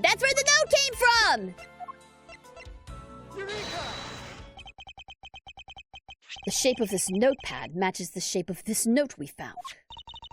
Hey, you're right! What is it? It looks like something straight out of Monument Valley. Yes, that notepad is a souvenir from somewhere in your country. We've been collecting them for the purpose of studying them, you see. Yes, I do. You do seem to be quite passionate about it. Oh, would you like to see my souvenir collection? I would love to show it to you. Are you sure they haven't been burnt to a crisp by the fires? Ambassador Paleno, I wonder if you might recognize the handwriting on this note. This looks like Manny's handwriting. I see. Aha! In that case... Ooh. Did you figure something out? This note was found in Alabast. Specifically, it was found being firmly grasped by the murdered Damask II. Damask II? Then this note? Yes. It was a request from Mr. Cochin for the Mask II to seize the Primaduck statue. What? Manny tried to steal Alabast's Primaduck statue? We would know for sure if we could run a handwriting analysis. Ambassador, do you have any documents that were handwritten by Mr. Cochin? Yes, I can gather a few and give them to you. I'll have to ask Detective Gumshoe later to run the analysis. I can't believe that Manny would even think of doing something like this. Do you have any idea as to why he would have requested the theft of the statue? There is one possibility, but mind you, it is just my personal speculation. Anything you can tell me would be of great help, Ambassador. Uh-huh.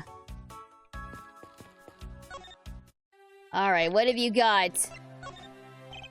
I believe that you said you might have an idea as to why Mr. Cochin hired Damask II. Actually, I fear it may be my fault.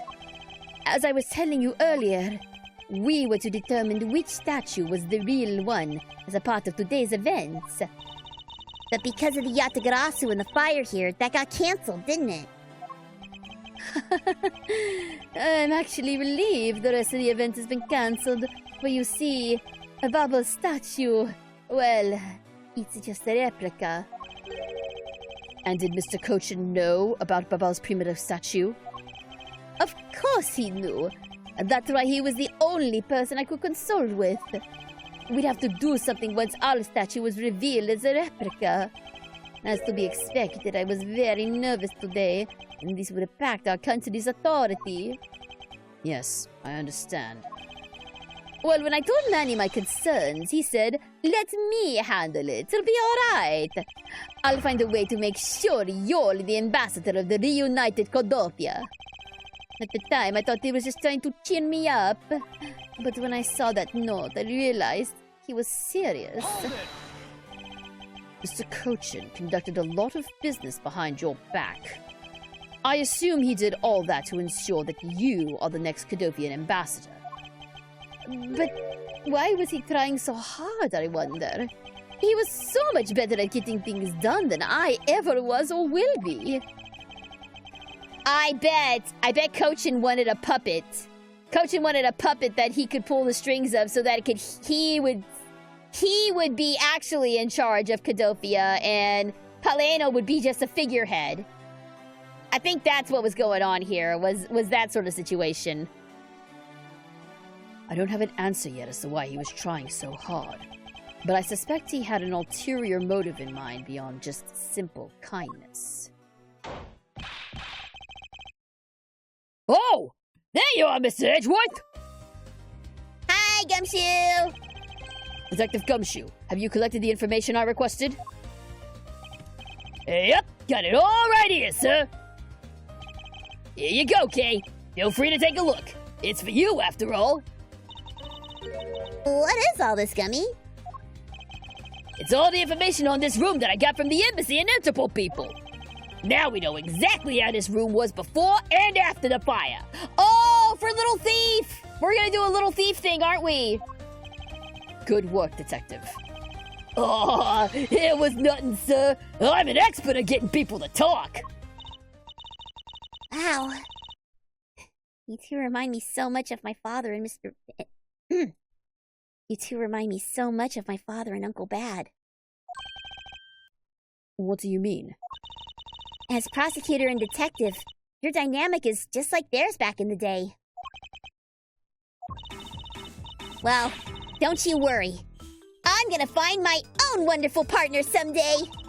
And when I do, I'm going to become a good Yatagarasu, just like my father, right? Hold it! Please don't ask me questions to which I have no answers to, Kay. However, I can say that it is truly a wonderful thing to find a partner you can trust. So is he talking about... Is he talking about Gumshoe? Or is he talking about Phoenix? Which one is it? Which one is it? I mean, in this context, I'm sure he's talking about Gumshoe, but... in my right-worth-addled brain, he's talking about Phoenix! Of course, by the time this is all over, I may start shipping Gumworth on the side. Or Langworth. Everybody gets a piece of Mile.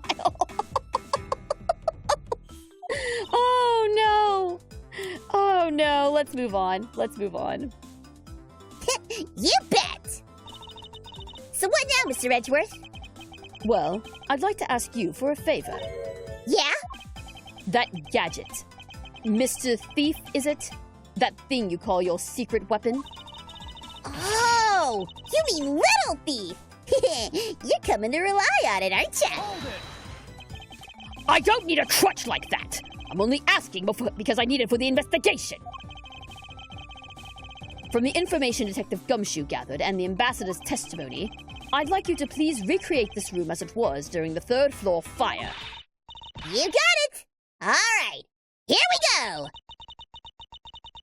Dark skies of evening, when no other bird dares take wing. One alone remains all-seeing. Now witness the true power of a real modern-day Robin Hood! Ba-bam! Maybe Miles is polyamorous? Possibly?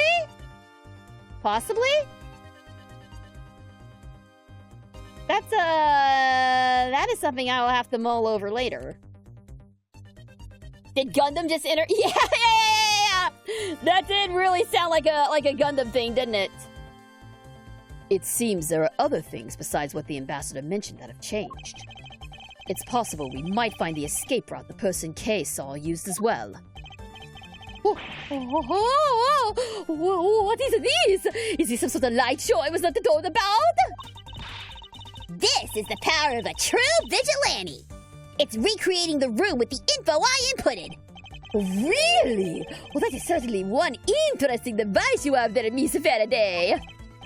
I believe it's about time we return to our investigation. All right. You know what? Like, Little Thief is such a cool little gimmick, man. I dig it. I dig it a lot. This grandfather clock. It was apparently in a different position before the fire. According to the staff members, the clock was flush against the wall before the fire, sir. Which means that most likely it was moved by someone during the fire. Speaking of which, it's totally 11 o'clock now, but I don't hear any chiming. Huh? Oh, that's odd. It was still chiming right on the dot of every hour this morning. Maybe the fire damaged its internal mechanisms or something? Ambassador Palado, may we take a look inside the clock? Oh, sure, go right on ahead. Detective Gumshoe, if you could please inspect the insides of this clock. Yes, sir! I'm on it! They really do make a good team. Hey, Mr. Edgeworth! I found this inside, sir! It looks like a length of wire. So, this is what caused the clock to stop chiming. But what was a long length of wire doing inside the clock in the first... Bleh. But what was a long length of wire doing inside this clock in the first place? Wire? Is that what... is this what made the flying? Did they do some sort of wire zipline mechanic? Why would someone do this to such a valuable clock? It sounds like it wasn't Mr. Polano that put the wire in there. Then perhaps it was Mr. Cochin's killer who did. Okay. So let's check out the green flames. These must have been the large green flames Ambassador Palano saw. With flames like these, it's no wonder he couldn't get in. Kay, by the time you came into this room, had the fire already been put out? Yeah, the fire had died out or something by that time. Then this fire in here only burned from the time the fire started on the 3rd floor. Until the Yatagarasu appeared and caused a stir and babble, I suppose. I guess Mr. Polano was just lucky enough to run into this fire as it was burning, huh? Yes, you could put it that way. And since you were the first to discover the body, we can assume that no one else entered the room until that time. No one other than the person you were chasing, of course. I knew it! That person I saw was definitely up to no good! I mean, that person could even be Mr. Cochin's killer! That is very likely to be the case. After all, that person came into this room before you, and must have chosen this room precisely because they knew no one would be in here. Okay. Then maybe the green fire was where it was to prevent anyone from coming in? But then, what did the person set on fire to make the green flames? Well, whatever it is that person burned, it made a rather sizable fire. And since the fire's green, well, we've seen something that burns green, right? It's a bit tinier than these flames, but you get what I mean. Yes, and I do believe that what you're thinking is exactly why these flames are green. Ah, it's the ink. Take that! The source of the green in these flames is related to this. Oh, really? Well, I don't think they're related at all. What? But... Hey! You honestly apologize this time for being wrong! I'm always honest! And that's a good thing. Now just keep on doing it. I need to think about this a bit more carefully. If I stay calm, the answer should come to me. Did I mess up? Which fire? Oh, I get it. I know what I did wrong. My bad. It's this. This silhouette lantern. Its green flame comes from the wood crystal oil it's burning. I mean, I was right about the ink, but no, the game decided to be snarky. Yeah, that's the fire I was thinking of too. I love that green it gives off. I think we've now established that the green flames were caused by wood crystal oil. Furthermore, we know that there is only one other thing made from wood crystal oil. Oh, you mean the thing that Mr. Polano was mistaken about, right? Yes, precisely, as we found out earlier in our investigation. What? I don't get it. Can you fill me in, sir? Fine, I suppose. I'll explain it in a way that even you can understand. This is the thing made from wood crystal oil. Okay, so now I choose the ink. I just jumped a little bit ahead. That's all. I just got a little bit smarter than the game. Boboli's ink is made from wood crystal oil. Oh! So it ought to burn the same colors as the flames in the lantern, right? Yes, precisely. However, the green flames in this room were not from a bottle of Babbly's ink. Because we found the ink Mr. Cochin used on his desk, right? Yes, however, we know that Mr. Cochin was smuggling the ink in massive quantities. Now, what do you suppose he made using all that ink? I believe what he made with that ink is the answer to what gave birth to the green flames. Oh, yeah! I'm really beginning to feel the energy coming from you, Mr. Edgeworth! It would appear that I finally found it. The smuggling ring's real goal. Made of Babbly's ink. This is the source of the green flames. It's gotta be the counterfeit. It's gotta be the counterfeit bills. It's gotta be the bills. What would consume that great of a volume of ink to make? That would be the counterfeit bills that the smuggling ring made and are circulating in Jiangfa. You're kidding! You're saying that it was Mr. Cochin who made the counterfeit bills? I am. I believe you could even go so far as to say he stole Babble's printing press. Ambassador, Mr. Cochin had permission to freely use the printing press, correct? Why, yes. And I do remember seeing him use it in the middle of the night. But never did I think he was using it for such a foul deed. Ambassador, because of your secretary's crimes, you will need to be investigated as well. Yes, I suppose so. We've caused a bit of trouble for a few countries, haven't we? Wow, a politician who actually admits to his crimes. What a novel concept. We've never seen that before.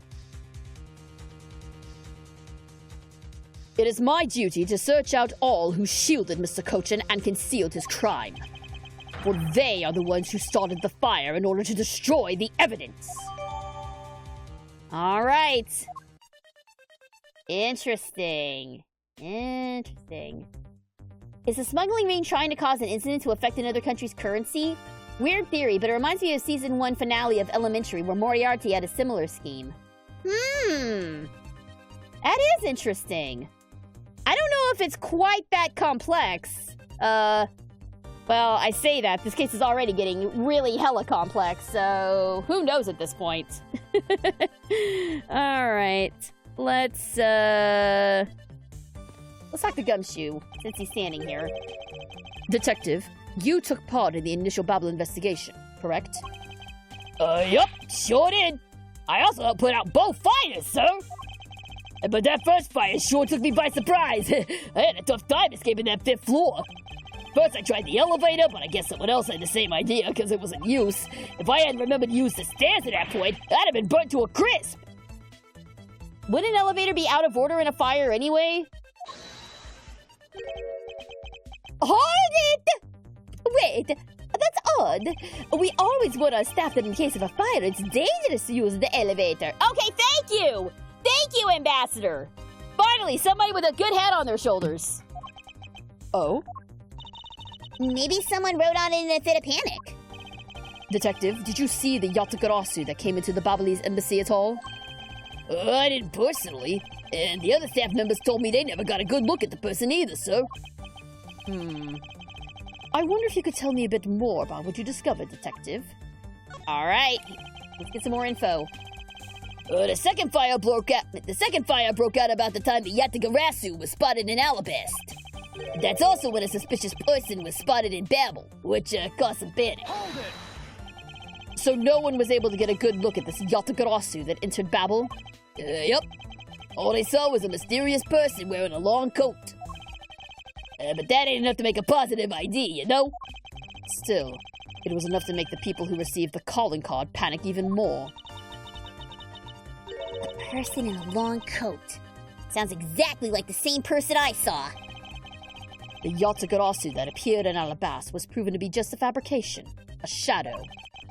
In light of that fact, the Yatagarasu that appeared in Babel is also suspect. You can't be serious! After we're this close to capturing the fake! I mean, Callisto, you! So the Yatagarasu appeared, caused mass confusion, killed Mr. Kochin, then disappeared. Interesting. I know I've been saying that a lot, but this is a really... this case has some teeth. This case has some teeth here. By the way, Detective, why did you not chase after Yatagarasu?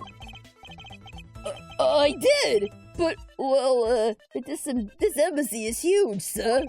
I got separated from the other staff members I was with and was lost for a while there.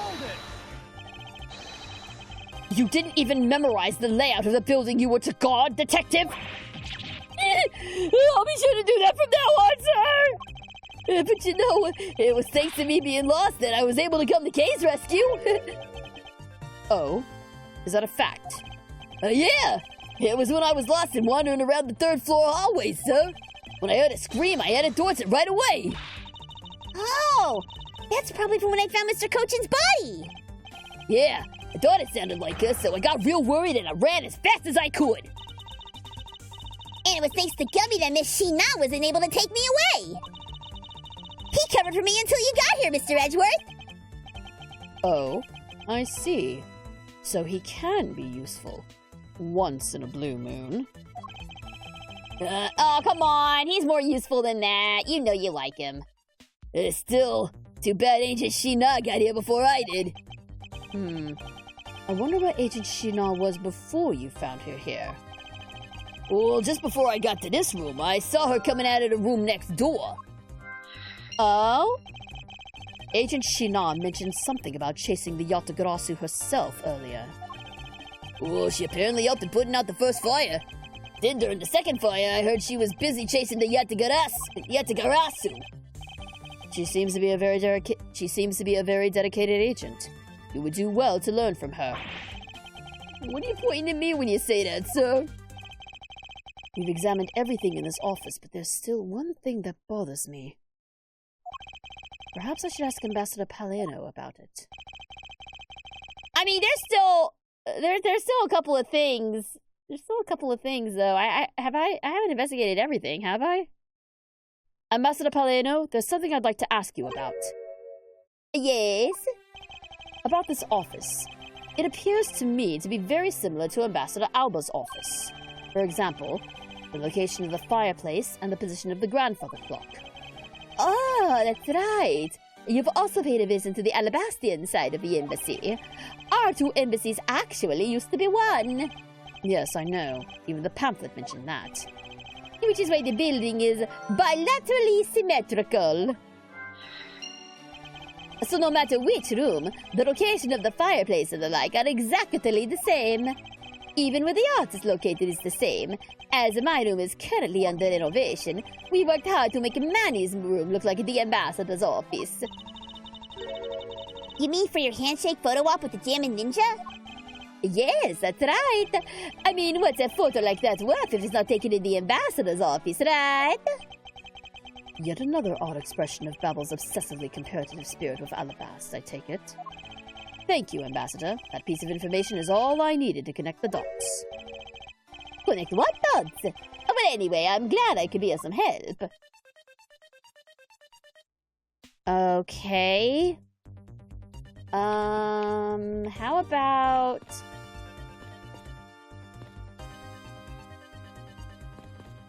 Well, apparently we've got some logic, so let's see what we got.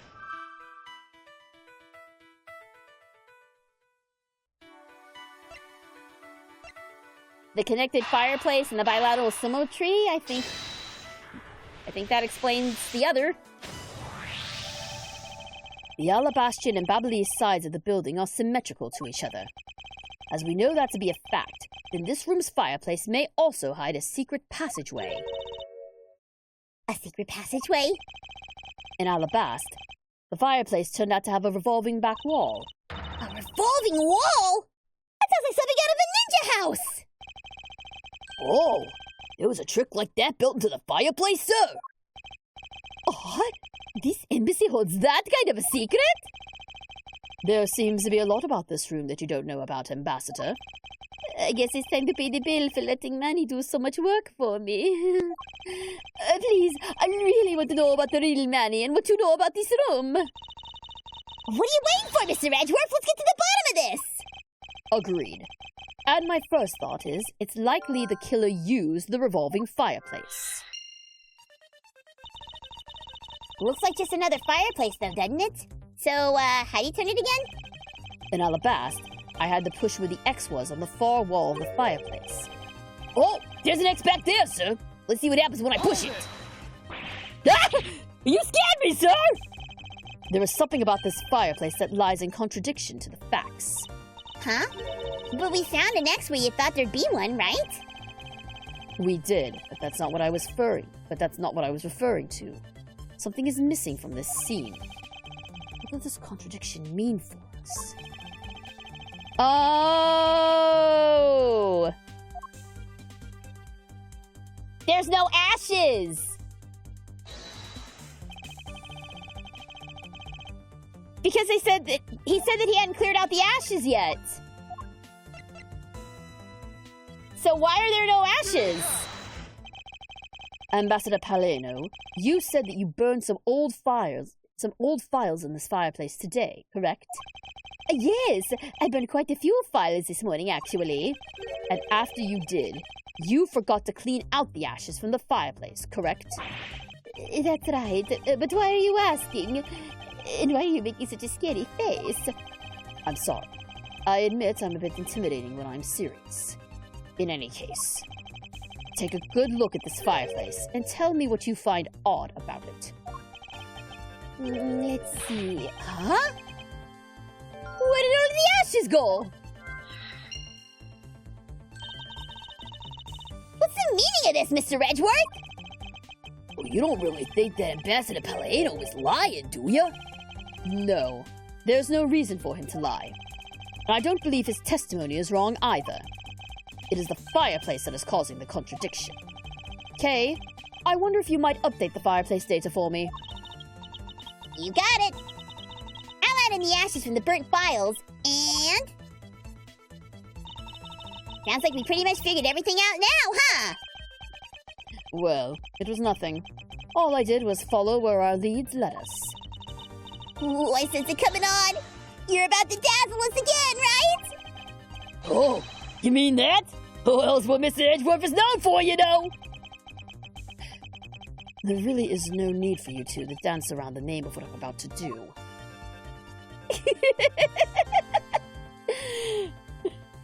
It's just so funny that these two are like so impressed by the logic thing. It's so cute. I really love it. All right.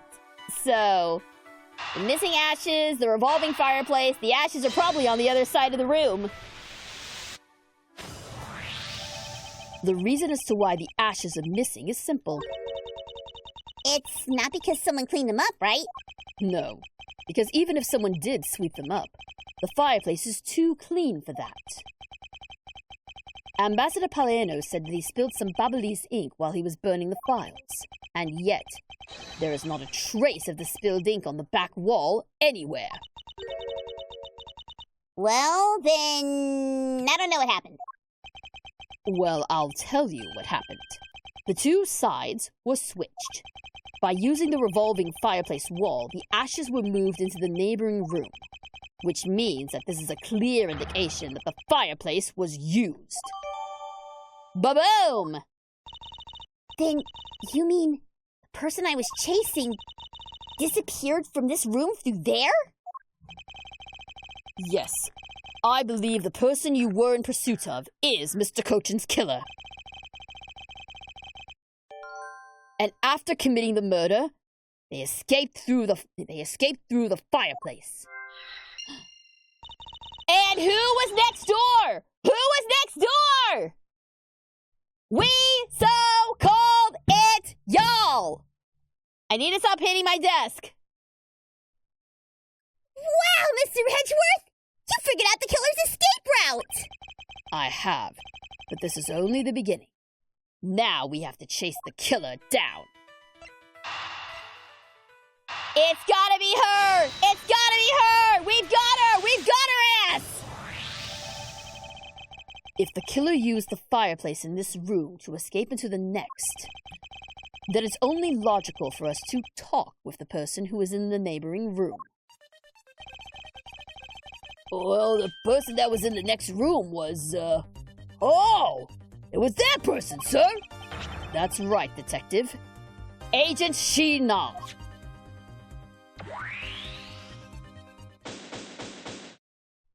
Investigation completed! It's like I never messed up. It's looking more and more like Miss Sheena's the killer, isn't it? Let's not jump to conclusions yet. We need to go through what we know so far. She came running straight into this room from the next one and instantly accused you. Furthermore, she claimed that could have only been you that killed Mr. Cochin. I don't have any proof yet. However, I know she is hiding something from us. Okay then. Why don't we go ask Miss Sheena herself? No, not yet. There's something that needs to be done first. Detective Gumshoe! Sir, is it my turn to do something, Mr. Edgeworth? Yes, I have a two-part special assignment for you. First, I need you to run a handwriting analysis on Damas II's note. Okay, I'll get the lab boys on that right away. Second, I want you to see if you can fit through the revolving fireplace wall. Huh? Right now, sir? No, next decade. Of course now! We need to test our hypothesis first, don't we? Go on, Gummy, you can do it! Alright, I'm gonna do this like a real man! He's gonna get stuck. Here I go! Through the fireplace and back! You shouldn't need to psych yourself up that much for such a simple task, Detective. Whoa! The wall inside the fireplace really did turn! That's so neat! I want to try going through there too! There really is a secret passageway through there.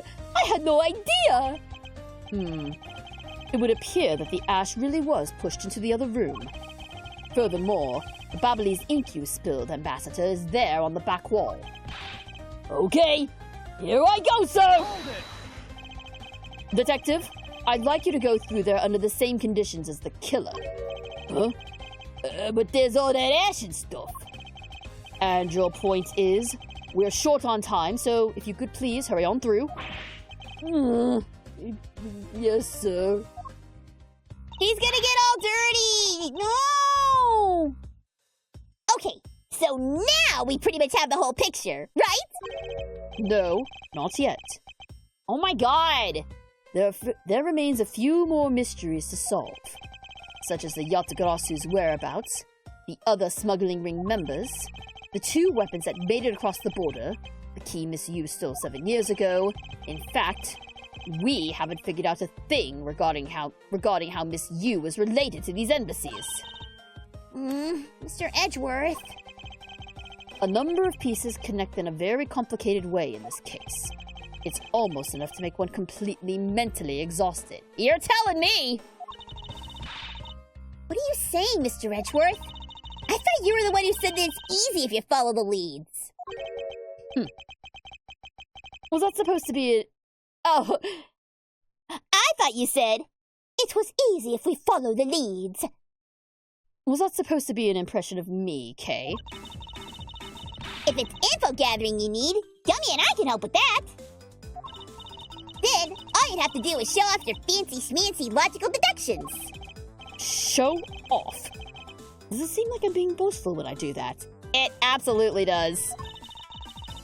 Let's not overcomplicate matters, okay, Mr. Edgeworth? We've been so focused like a laser on only what seems strange and out of place. It's no wonder nothing's clicked and we haven't unlocked anything yet. But if we think things through calmly, the answer should come to us. Okay. That's the sort of thing I say to myself when I'm practicing how to unlock padlocks, you know? That is something that I hope practice doesn't make perfect for your sake. Yeah! Looks like you're back to your straight-laced self again. they're so fun. Okay, this is a good trio. This is a good trio. I'm a fan of this trio. I am a fan of the prosecutorial trio of Kay, Gumshoe, and Edgeworth. This is a good unit. There's a good unit here, and I like it. Hey, Mr. Edgeworth, I'm back, sir. Yes, I can see that. Good work, detective. Looks like you can't use that fireplace like a door, sir. Are you alright, Gummy? I'm okay. Just a bit of ash and dust, that's all. Your jacket has gotten quite filthy. I see the hem has practically turned black. Yeah, well, quite a bit of that unburned ink got on it, sir. I see. Thank you, detective. You did a fine job. I'll even pay the cleaning bill for the trench coat. What? Oh, no, sir, I could never. This is just my old coat, sir. If it was a coat I actually cared about, then I'd get it clean, but, you know. I see. Very well, then, as you wish. Sheena does wear a black dress so the ink wouldn't show. That's a good... Yeah. We're getting there. We're getting close to getting there. So because Gummy was able to climb through the fireplace, we know it can be used, right? Yes, but that's not all we learned. We've actually learned one other important fact. And that is? I'll have to explain it to you later. Right now, we need to deal with the handwriting analysis. Detective Gumshoe? Yes, sir. I'll be back before you know it. The handwriting analysis on Mr. Cochin's handwriting will take a bit of time. Let us go and wait in the Theatre Neutralis, along with Agent Lang and Agent Sheena. Oh, it's confrontation time, baby! We are gonna get her good! But that is gonna have to wait until next time. So, we will be back at it again next Sunday at our usual time of 2 p.m. I'll explain it to you later. Edgeworth is acting too much. Yeah. He's pulling all the Poirot cards right now. He's pulling all the Poirots right now, and it's driving me insane, but whatever. I'm so down for the ride. Anyway, we'll pick this up next Sunday. Next stream is going to be tomorrow night at 7 with more Paper Mario 1000-Year Door. We've also got more Silent Hill 3 and more Elden Ring this week. Full schedule will be posted tomorrow on my socials. So, yep, it'll be posted tomorrow on my socials. That's all I can say. No Supersonic Saturday this coming week or next week. I've got an engagement this Saturday, and then next Saturday, of course, is Thanksgiving, and it'll be a reduced stream schedule because I'm going to be out of town with my family, so you know how it is. Anyway, that's going to do it for now. Thank you guys so much for tuning in. Thanks for sticking around for the ride. This is SGG signing off. Stay super, and I will see you guys tomorrow for more Paper Mario 1000-Year Door. So long!